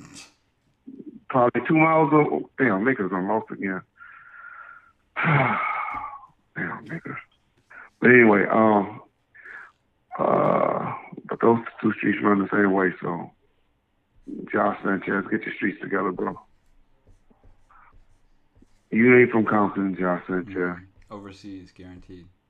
Yeah, guaranteed. And I've been shitting on my people, my boys from overseas, telling my y'all little crackers from overseas and all of that stuff. And I don't mean to offend everybody that's over there, because there's a lot of good and intelligent people over there. Hold on, this guy will call me. Okay. My boy Ed Potts and them. Remind me to talk on that, because I want to clear that up. Hold on. Okay. What up, baby? And I saw you was on the board, and so I just want you to come over there and promote your new channel. Come on, throw me in there real quick. Nigga, you already on. They already listening to your crazy ass. Yeah, man. John's on the phone. Say what's up to John, because John allowed you to come over here and steal his subscribers and shit. He used to get mad at me about that. Say, man, you giving these motherfuckers my subscribers. Nah, I was like, John, those are boys. He's got more than me. Man. But yeah, man, they can find me on Machiavelli Media. I've just been chilling, man. My channel, my Gabby Sam channel, kind of fucked up, but I took a little break anyway because I've been doing the TV thing. Mm-hmm. We negotiating that. I just partnered with TLG. That's the people that do Hoarders and do the Cartel show. And we had our first meeting on Monday, so, your man Gabby, we making some big noise. Yeah, they be dogging me. I'm supposed to be a producer on that, and this is the first I'm hearing about it. Yeah. You see how they do a black man? You see how it works, though, man? Somebody trying to talk slick on the board, right? Talking about Gab channel thing and all that. Fucking channel, I got a TV show on the drop. It's about growth. Yeah. But see, hey, but I understand why niggas mad at me, though. I'd be jealous of you too, though. You know what I mean? I'd be jealous too. Because your boy that came up, they gonna see real soon, man, and that's not bragging. Don't even speak to negativity, Gab. Just wait till it happens and then just shine. I told you kill motherfuckers by shining. Oh yeah, you gotta be humble, man. But see, I'm a humble dude by nature. That's why good shit happens for me. You know what I mean? That's what it is. But it's a good time to be alive. So I tell you that, though, man. But anyway, they can find me at Machiavelli Media. I only got 8 videos, and I got damn near 100,000 views already. So it's, it is what it is. I do it out of love, though. Mm-hmm. Exactly. Right. Well, keep up the good work. You and my boy Arthur Dialogue. Y'all keep up doing what y'all doing. 'Cause I know y'all about to do a channel together and get that off the ground too. So yeah. Got a couple things in the works for real. But that's what it is though, man. Machiavelli Media, subscribe. You know what I mean? Show homie Gab, I'm signing off. I did y'all with the peace. All right, peace, Gab. All right. So that's your boy Gal from Gal and Sam, Machiavelli Media. I love his intro. He put a nice video up. I have never watched Pimp Slap video. I never saw that video before in my life. No. And that beat was hard. I like that beat. But that was the first time I saw it when I saw it on Gal and Sam. Machiavelli Media channel. Gab always wondering why his shit always getting yanked because he be putting stuff like that up. Be like, you can't just be using stuff like that, Gab. But I guess who's gonna complain? I don't even know. I think that was just a song that was just made underground anyway. I don't even think it was distributed anywhere. So he might be safe for that. I don't know. I don't know the rules. Okay, John, you got anything to add? Okay, so we talked about Mike Coed. So Mike Coed gonna be the thing. We talked about the QPD thing. Y'all go back and listen to that at the beginning. Y'all hear the audio of him and I. I was just trying to show y'all that I ain't lying to y'all like some people be clickbaiting y'all to just to listen in. But I'm trying to tell mainly the people that's not subscribed. Y'all better subscribe because that interview is gonna be happening in the next couple of weeks. And like I said, if y'all change your mind, y'all better tell me in the comment section. But it got to be my people that's always with us. Like Wired Up, Kenneth McLean, Urban Flavor, Josh, Honest J, B Dash, people like that, Avalanche 83, Big Dog 911, people like that is the only one gonna convince me not to do it. Not you little bitch ass motherfuckers like Tommy Creed and I ain't gonna call off names because I might fuck up and call off the wrong name. But it's gonna have to be somebody like y'all that's gonna convince me. Michael Young, he's a bitch. I know he's a bitch, Michael Young. My boy Shamu 210, you my man Shamu. But anyway, Mario, you all. Tommy Creed, I never know if you good or bad. I always forget on you. I know you be talking shit, but then sometimes you be good. D. Will, of course, you my boy D. Will. D. Will, my porn star. D. Will, that's a player from the Himalaya. Me and him be sharing all our porn stuff together.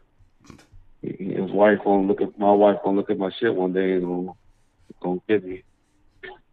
But anyway, yep.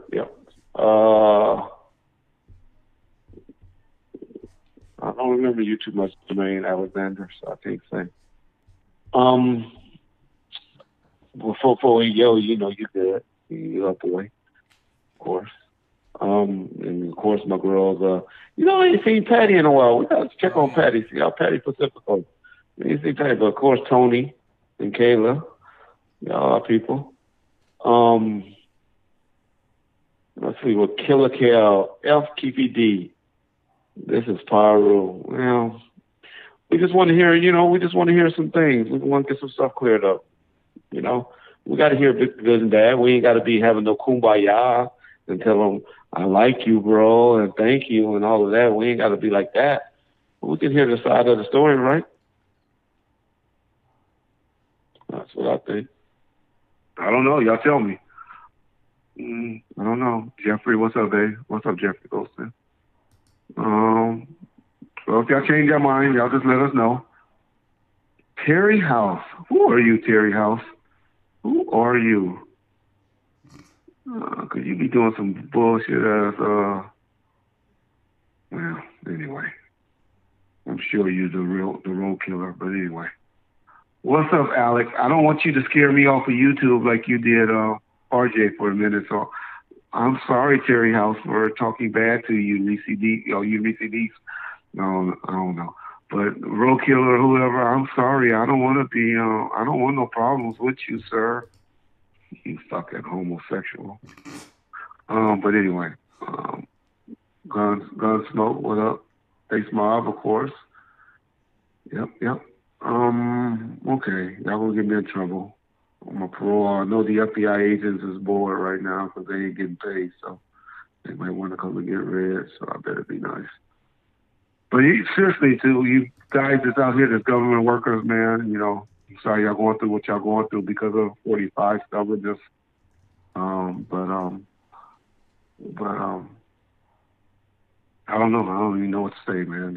I just hope we don't have a martial law, not martial law, but I just hope we don't have no civil war real soon because people ain't getting their money for this long.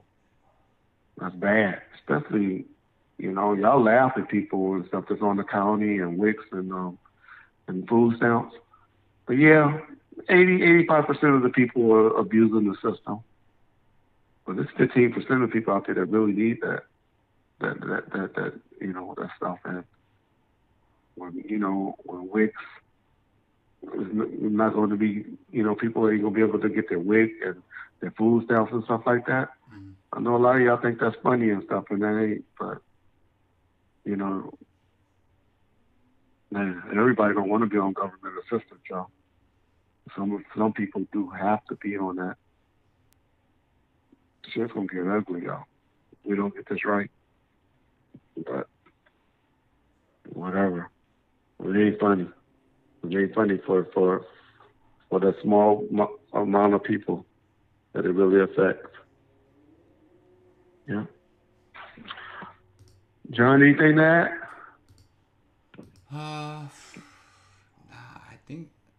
I think you covered it all. Carmela Harris, I think she's moving too quick, BZ Bomb. Oh, Lord. Here's Gabo calling back. What do you want to add? Hold on. Okay. Yeah, I ain't got a chance to tell you about hoarders. I ain't tell you that TOG behind it now. Nigga, you call me back when you know I'm doing a live stream to tell me that. I don't even know who the hell TOG is. TOG is the people that produce hoarders, yo. You know, the cartel show. Oh. Yeah, have a good night, yo. Well, I mean, they sign on or they're still in the talks? Huh? Am I live? Yeah. Yeah, nigga. You know everything I do is live. Come on, man. Well, nigga, why you call me back if you knew I was on live? I'll tell you about off the air. All right, call me back. I'll call you after I'm over.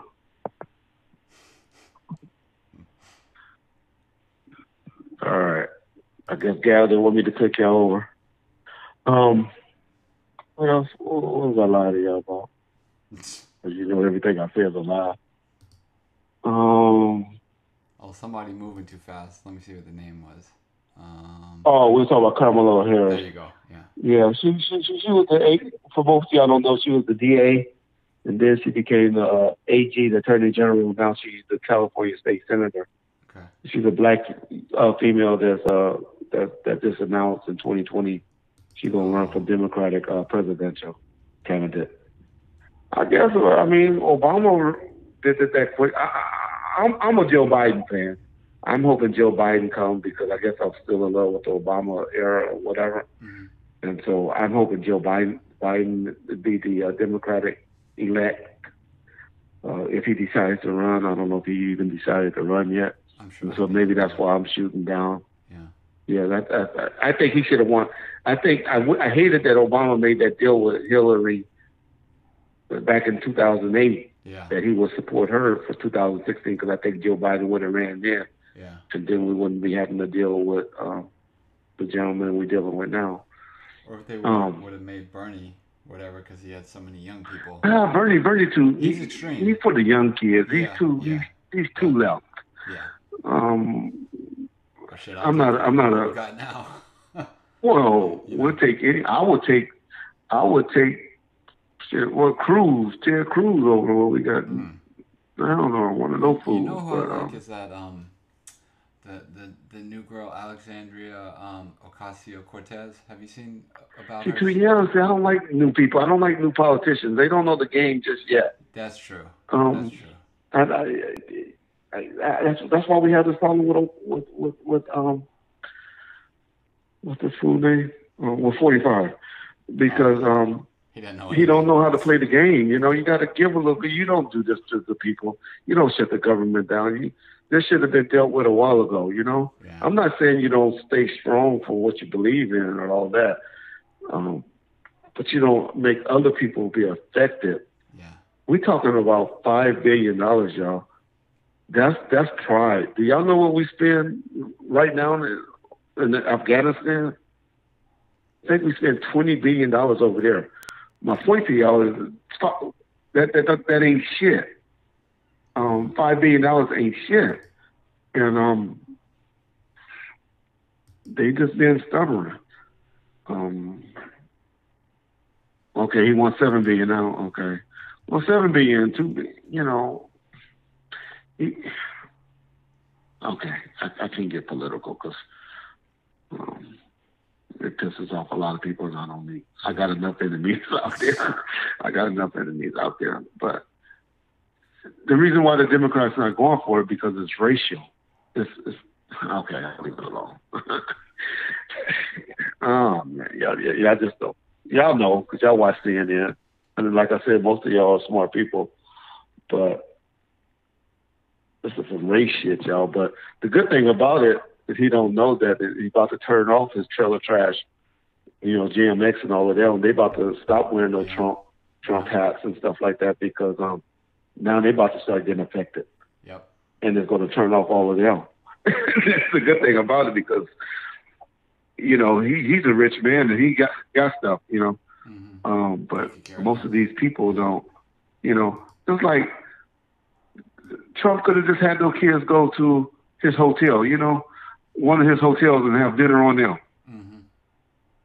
He had Wendy's, Big Mac, and pizza. Yeah. Y'all don't know how degrading that is to, y'all don't know what he was saying by doing that. I just don't know. So at the White House, they have Big Macs, Wendy's, and pizza to the national champs. All right, but I gotta get off this because I know some of y'all think y'all Republicans, but y'all not because I don't think none of y'all got money like that. I sure the hell don't. Yeah. I sure the hell don't. That's all I'll say. And I think I'm doing okay. But I don't know. Okay, let's get off of politics. Politics and religion are two things we need to stay away from. Politics, religion, and people's families, right? All right, we'll stay away from that. Okay, so anyway, the cap on what we talked about for those of y'all that came on late. And if somebody can tell me how many people on there, cause on there. On right now, we got 195. Oh, we're still up in, okay. Okay, but anyway, before we, because I promised y'all we aren't gonna be too long.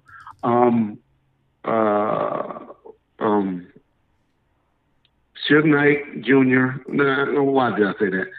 Suge, what's his name? Because he's not a junior because Marion H. Knight is Suge's name, and his name is Suge Jacob Knight. So I don't even know why he asked Suge Knight Jr. He's either delusional or a clickbaiter. Is the words that I'm going to use for those of y'all go back and report shit. Because that shit he's saying about Tupac in the studio and all of that is some bullshit. My boy Taniq, I know I love Taniq. Well, I don't love him, but I like him. I was starting to like him. He's either clickbaiting y'all or he's crazy. Because he's saying that the FBI is surveilling him because he saw on Wi-Fi. A network called FBI Surveillance. FBI Surveillance. Those got to be some of the dumbest FBI agents in America. Okay. So we just recapping. What else? We're going to do an interview with Mike Coed, which I think going to be great. That's going to kill them. And that's going to kill all the Greg Hayden's haters off. What else we talk about at the beginning of the show? Whack 100. Disappointing. Like the Keffe D disappointing. Thing. Oh, the Keffe D thing. Yeah, make sure y'all listen to that tape at the beginning. And y'all can see it. Y'all just let me know if y'all change your mind. Because y'all overwhelmingly told me that y'all wanted to do that. Oh, my boys from the UK. Okay. Oh yeah. And me using the word crackers and niggas. Okay. Those two things I want to talk about. I say the words cracker, niggas, and I know they wrong. Nothing cool about it, nothing nice about it. But I just want y'all to know that I don't think that way, and nobody has ever called me out on it. I'm just clearing it up now because I know that's a bad word to be saying. But I use the word cracker. When I say cracker, all I just mean is bad white folks. It's like I use the word nigga. When I say you my nigga or something like that, I can use the word nigga in an affectionate way. It's like I can use the word bitch. My wife gets mad at me all the time when I use the word bitch. I'll be like, I could say bitch, like bitch, you bitch. And I could be like, you my bitch. And those two words mean two different things to me. And that's how the word nigga is to me. When I say the word nigga, I can say that in a positive way, and I can also mean that in a negative way. And the word, but black man is black man, Mexican man is Mexican man, white man is white man, and that's that. I don't have, I probably just like more black or niggas than I do any other race, because that's mainly what I deal with. And so I just want y'all to understand that when I use the word, if y'all ever hear me use the word cracker. And so my people over in the UK, though, I've been coming at y'all because I've been saying RJ only got motherfuckers over in the UK and him and Jesse, that's all they got is the UK people. I don't mean that in a disrespectful way. When I say that, because like I said, we got Peter Levan, we got Ed Potts, I can't even think of all the, my boy LL from Russia. We got people all over that are great supporters of us. And I know some other ones that I'll be talking to and stuff like that. I can't even think. Who? Oh, JC. You see, they go JC, 81. Yeah. Man, those people like that, those.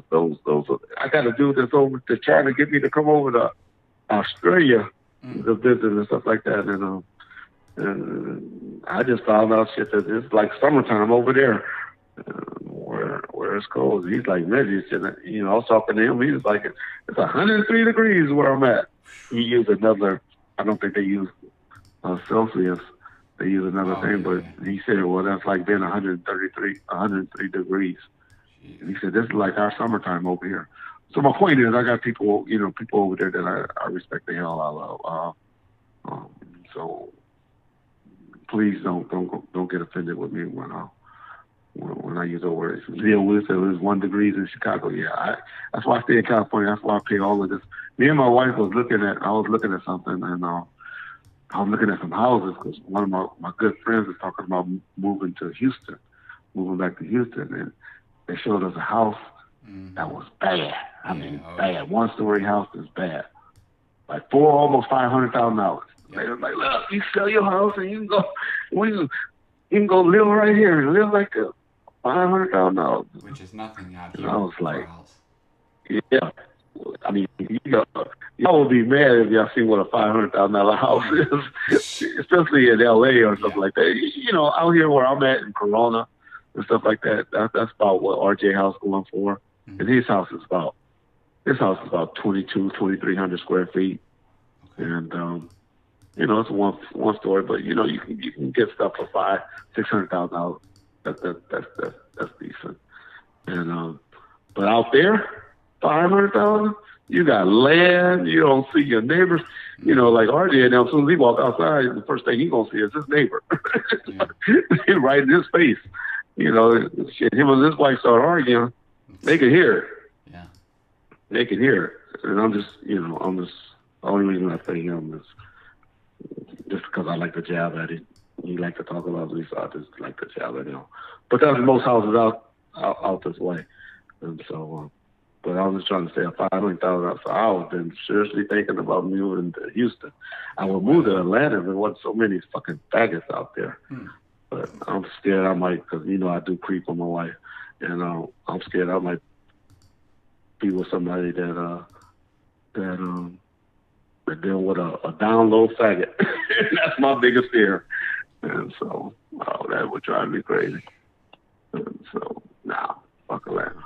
Because I don't need my son being around that shit. You used to live in Atlanta, huh? No, I lived outside of it, but close enough. I was about an hour and a half. But ain't that crazy how they walk around over there, though? I never saw them, because I never went to You never saw no faggots in Atlanta? No, but I'll tell you this. When I go watch go watch, what's the name of that show? The Housewives? The Real Housewives of Atlanta? Uh-huh. Oh, man. Everybody, all your friends are faggots. It's like Frisco.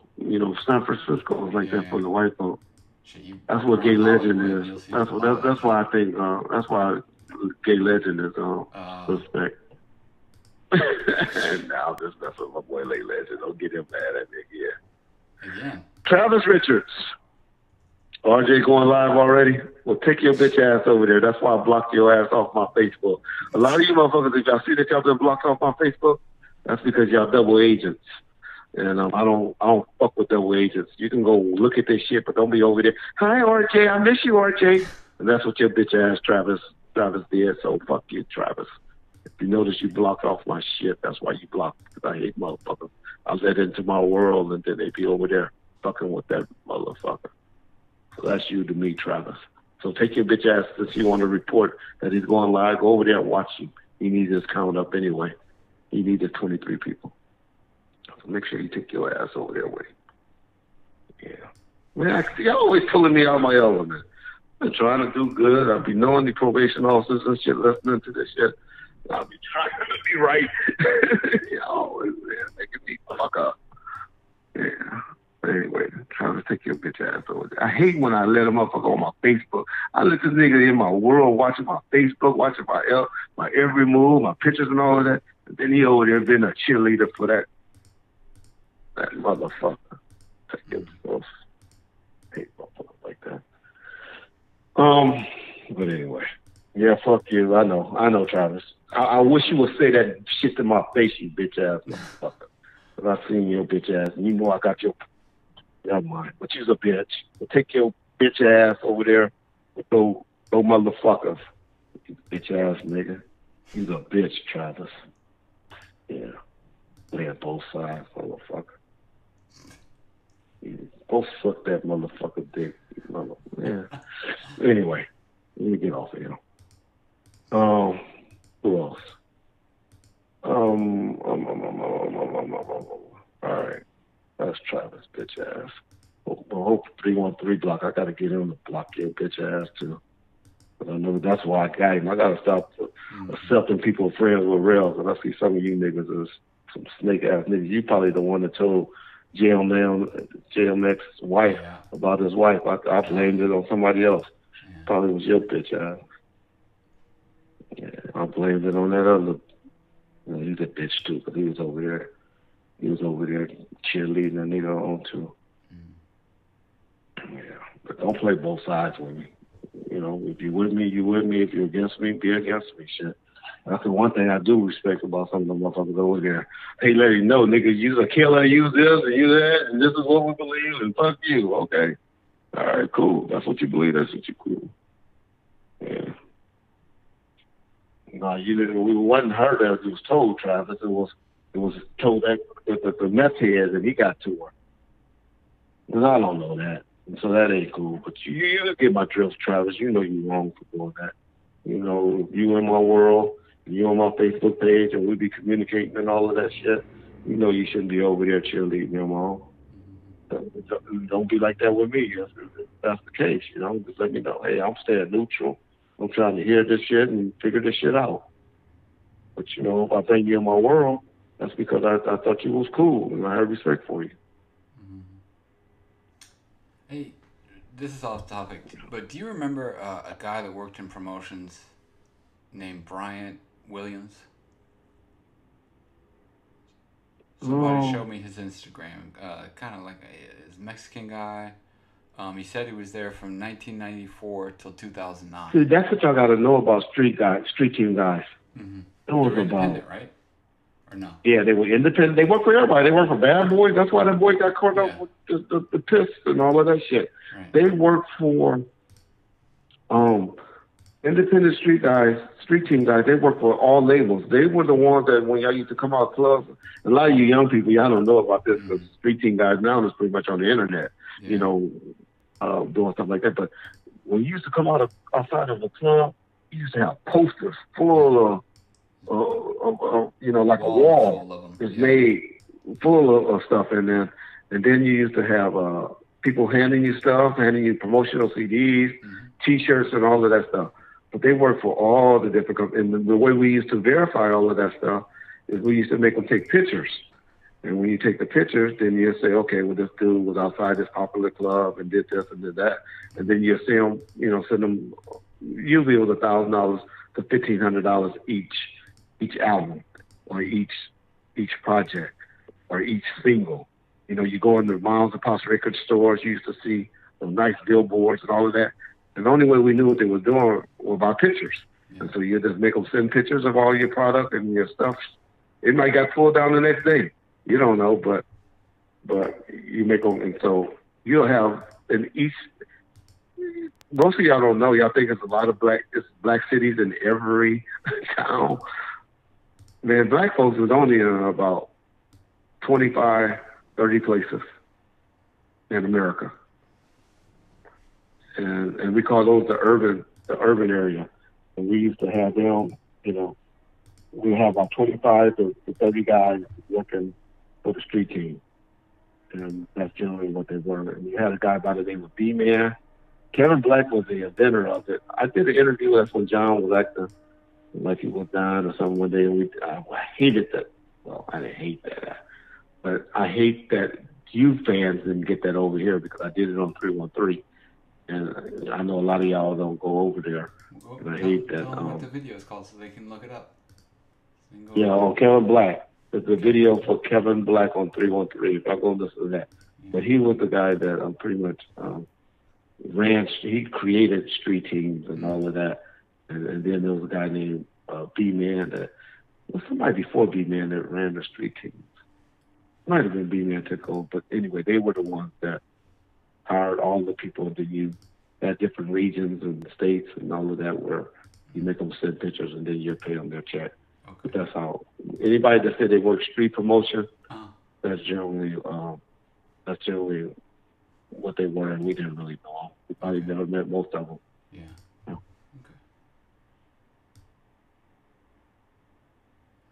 Somebody texted me and asked me about that. RJ about taking shirt right off now. He saying Reggie slipped up tonight. What I slipped up and say? Well, he probably talking about I don't know what he could be saying that I did wrong. Wife saying he didn't get. Frank. They're gonna go crazy on that dumb shit. But. That she That she won't believe that it's. You know what I mean? But I can't tell the woman what to say. Yeah. He been saying, I got him on record saying that he knows that Frank committed suicide. Yeah. Yeah. That's true. So that's gonna be funny. I don't care. You know, right now I don't even care. You can go call whoever you gonna call. He's got 20 people. That's all they ever thought. They think that doesn't really matter what he says, you know? He's only got 20 people that listen to him. It doesn't really matter too much what he says because, you know, nobody cares. Nobody cares enough to go and listen to it. But, whatever. Yep. Well, you know I go listen. I go listen. I don't comment or say anything, but I listen to everything he says. Yeah. I just laugh. It sickens me that they do it and that people believe it. And that's what bothers me, that they believe it. Yeah. Oh, if it was ruled a suicide, oh, yeah. I mean, yeah, I'm not a killer. I didn't have anything to do with Frank's or Michael Moore's or Russell Poole's death. And that's it. For those of y'all who believe that I did, y'all gonna always believe it. There's nothing I can say to prove y'all otherwise. It took me a year to learn that, but I just now realized that those that believe what they're pushing, I done answered everything. I still get people that go and ask when we do stuff. You told them not to carry guns. I done answered that hundreds of times. That I said not to carry guns inside of the club, not the bodyguards. And Frank even tells y'all that. And that's what makes me mad. Be like, he never started pushing that until later. And him and Michael Moore, he wasn't even authorized. He tried to say, oh, that was the big lie he told the other day. That Frank had a carry gun permit in California, and Frank didn't have he had an exposed gun permit. Frank had a fake badge and ID from Orange County Sheriff's Department, where if he would have ever really got into something and they would have investigated that, Frank ass will still be in jail unless he would have hung himself in a jail right then, because he was impersonating a law enforcement officer. Frank did not have a CCW gun permit in California, Nevada, or anywhere. He had an exposed gun permit to be able to carry a gun exposed. That's the security guard that y'all see at the bank, at the grocery store. That's the type of guns that they had. That's why he didn't get paid as much as my off-duty cops, as my, like Kenneth and Marcus and all of them, the guys that was snooping them, because he was a concealed. Now, I did start paying Frank more once he started doing the bodyguard work, because I thought he had a gun. And I didn't mean to say Frank wasn't getting paid more. Frank was getting paid. Michael Moore wasn't getting paid as much, because I always knew what Michael Moore's thing was. He was a fireman. He didn't have a gun, a concealed weapons permit. He had an exposed gun permit.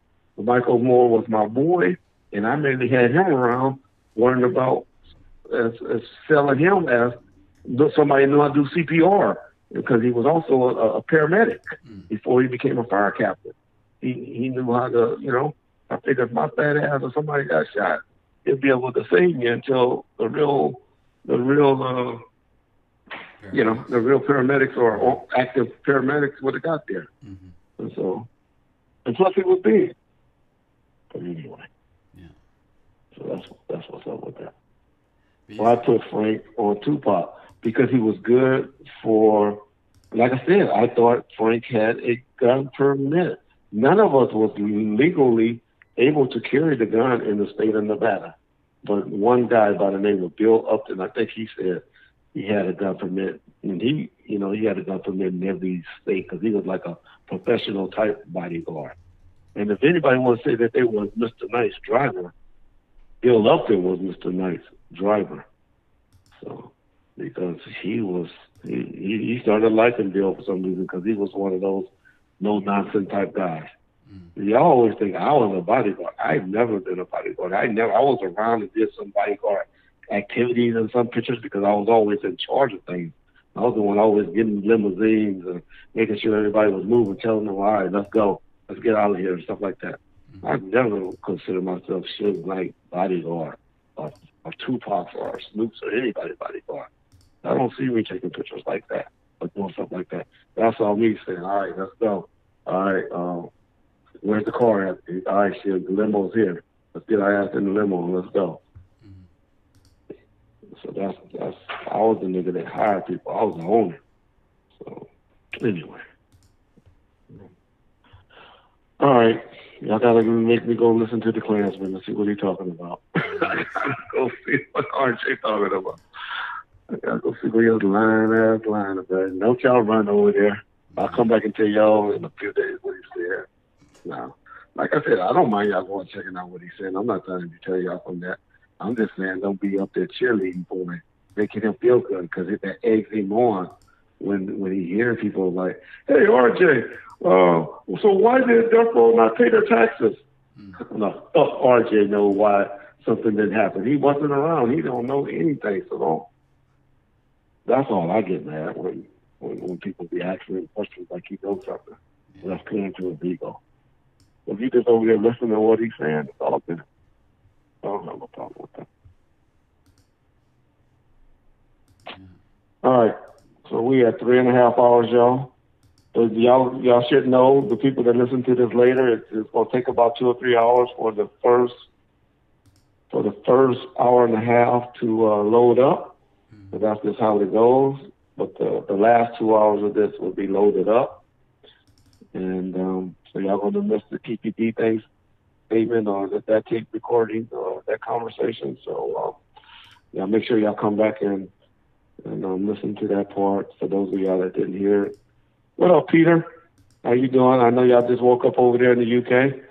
I guess you're going to have to wait a couple of hours because I done did what I said I wasn't going to do. We done went 3.5 hours, so that first hour and a half is going to be the first hour and a half going to take a couple of hours before it loads up. Yeah. All right, so John, you got anything to add? No, that should pretty much cover it.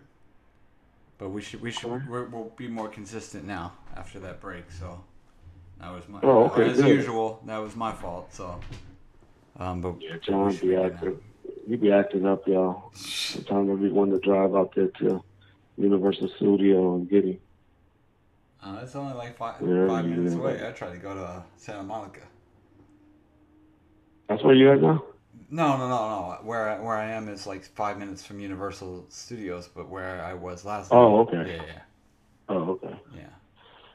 Y'all noticed y'all didn't hear no sirens, huh? Yeah, no sirens. Did you tell them why they didn't hear no sirens? I didn't. I mean, okay. Yeah, I mean, it's fine. I don't mind. I moved, and that's why you don't hear any fire engines and any crazy shit anymore. So, thank God for that.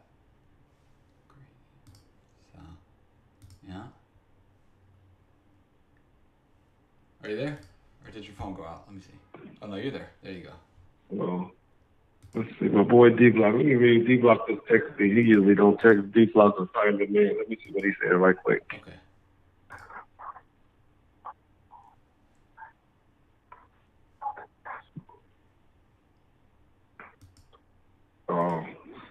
I hope he do say that D-Block. D-Block saying RJ gonna say that.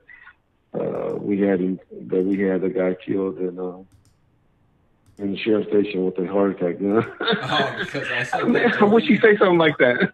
Yeah. And take that to my probation officer there, but then they will be like, these dudes are crazy. Yeah. These guys are crazy.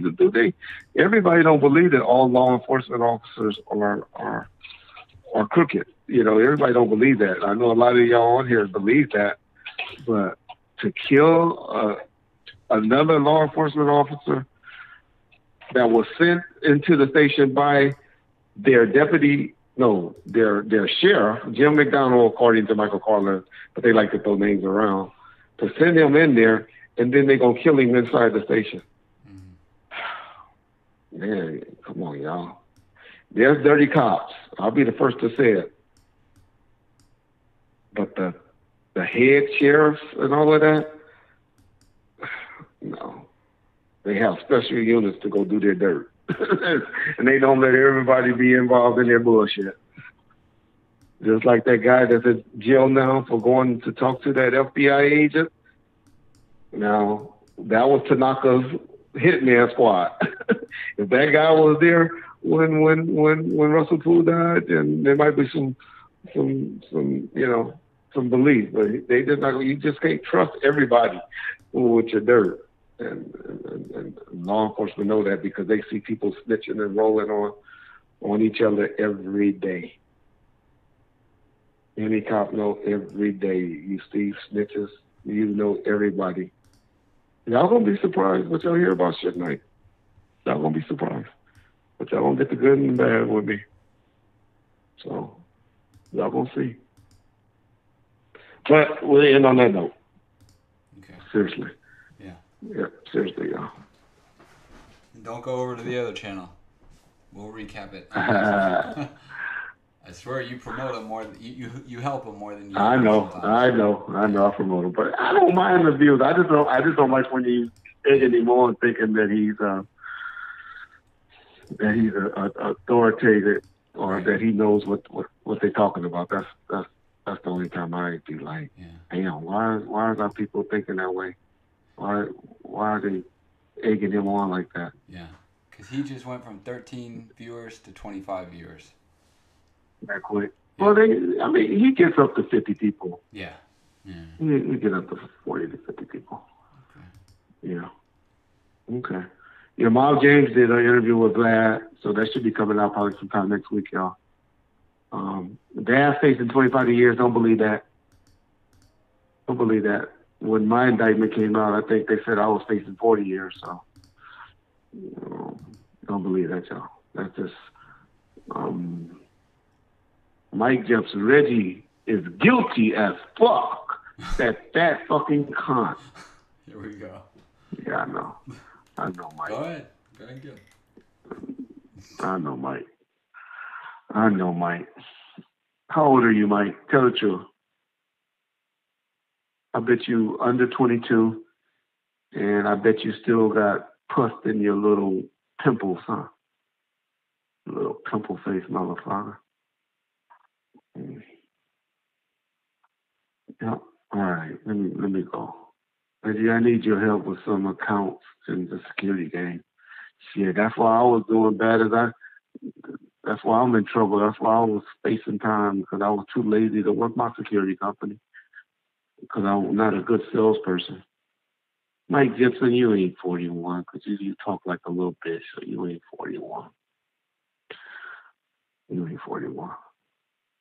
Yeah, that was my problem. I should have stayed on my Yeah, I know D. Will. It is. I always say this is my new thing. I like to tell him, D. Will. I say, nigga, you still trying to wait for your mama to leave so you can sneak your boyfriend in and get some booty. That's what they are. Yeah. I know my dad. What is my dad guilty of, Mike Jepson? Why am I giving you time, Mike? I'm guilty of Michael Moore.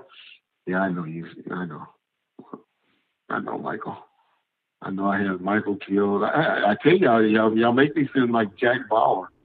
If I was like RJ, y'all would blow my head up. That would make me walk around here thinking I'm the baddest motherfucker in the world. You gotta get PPO license. Okay, congratulations, man. That's a hard thing to get. Hard thing to do. So congratulations. Yeah. There's Patty Pacifico. What up, Patty? There go Patty. We were just talking about you. We was wondering where you been, girl. Yeah. I hope you're all doing well, Patty. We miss you, girl. Okay. I know. That's what I say, Mr. Blake. I say, man, what? You here? I got your boy. I ain't seen you in a while, Blake. How you been? That's DJ Quick, favorite person, y'all. Clash Blake, love DJ Quick. I know soon he's gonna be the first one when we get Quick on here. Mm-hmm. I told Timmy Moon ain't fucking with me because I fuck with what's that boy name? With Miles James. Hey, Mike Jefferson, you say I'm a fat bitch, but you know what? One thing you can say about me, and y'all should know, ever since I've been doing these live interviews, I think I just had one little cold. I have no high blood pressure. I have no diabetes or anything. And my dick get hard at least 3 to 4 times a day. And so I'll take this. I bet you can't say the same shit. I bet you got some type of ailment. I'll take this body any day, bro. But I have picked up some weight that I need to get rid of. I have did that. But if y'all see pictures of me, y'all see I go up and down. Anybody in my Facebook friends, y'all see I'm the most up and down motherfucker there is in the whole world with my weight. I go up and down. And right now I'm on the up. But I'm sure when I take my ass to jail, I'll be on the down real nice. Yeah.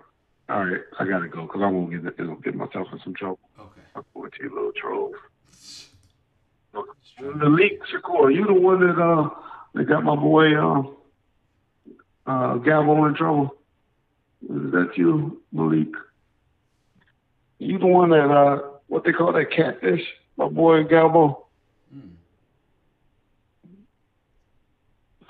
No, all right.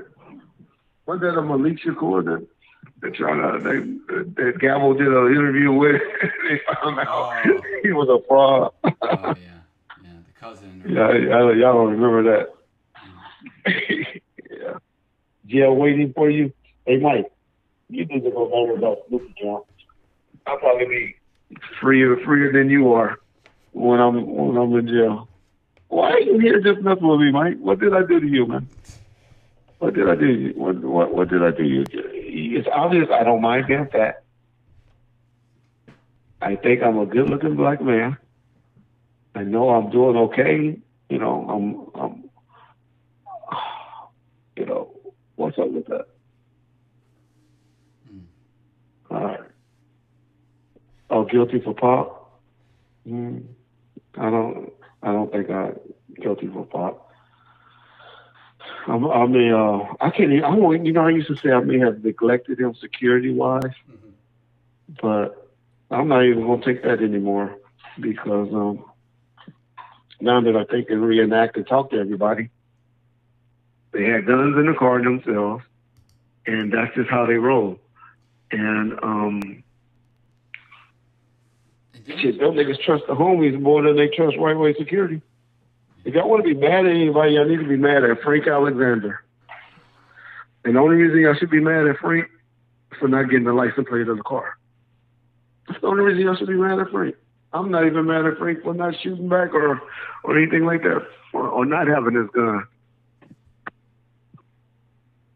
I'm just mad at Frank for not being a good witness, not being able to tell what type of car it was, the color, how many people was in the car, and the license plate.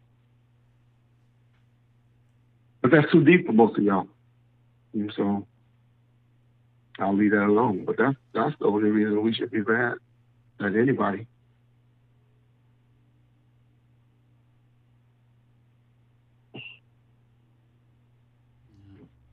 Yeah. And then he'd be wilting and hollering, I'm a Marine. But that's why Suge was mad at that. Because he knew he didn't want to break out that fake badge he had. His ass would have been arrested right there when he broke out with that fake Orange County badge. His ass would have been in jail and still in Vegas for impersonating a law enforcement officer. That's what's up with that. Now that Marine, the whole comment and all of that makes sense. Rest in peace, Frank. Why would somebody that, if he didn't have mental condition, why do we have to say rest in peace to somebody that elected to kill themselves? Gotham City, we talked about that. I'm not happy with White for posting that picture, but we did a segment about that at the beginning of the show. So when you listen to the replay, you'll see what I think about White posting that picture. And I also gave y'all the response that Money B told me to tell everybody how and why that picture was taken. You know what, Mr. Blake? That's a myth that's in the Bible. The people always quote that saying you're not gonna go to heaven or you're gonna go to hell if you commit suicide. That's nowhere in the Bible. That's nowhere in the Bible. Now, with my experience as being a Christian man and trying to study the faith and all of that, I believe that if you have God in your heart, then you wouldn't be able to commit suicide.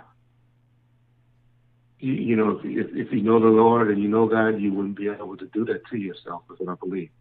But nowhere in the Bible, that's a myth that a lot of Christians say, that you're going to go to hell if you commit suicide and all of that. Don't say that anywhere in the Bible.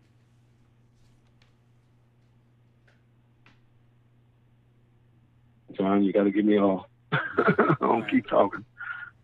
All right. Well, tune in for the next one and subscribe so you get the notification. And go. And Mike, go ahead. I'm pretty sure it's going to be the next one, and that should be a good one. And Keffe D is coming. Yeah. All right, y'all. Yep. That, and make sure to subscribe to Machiavelli Media for Gap's channel so you can see those videos as well. And we'll see you on the next one.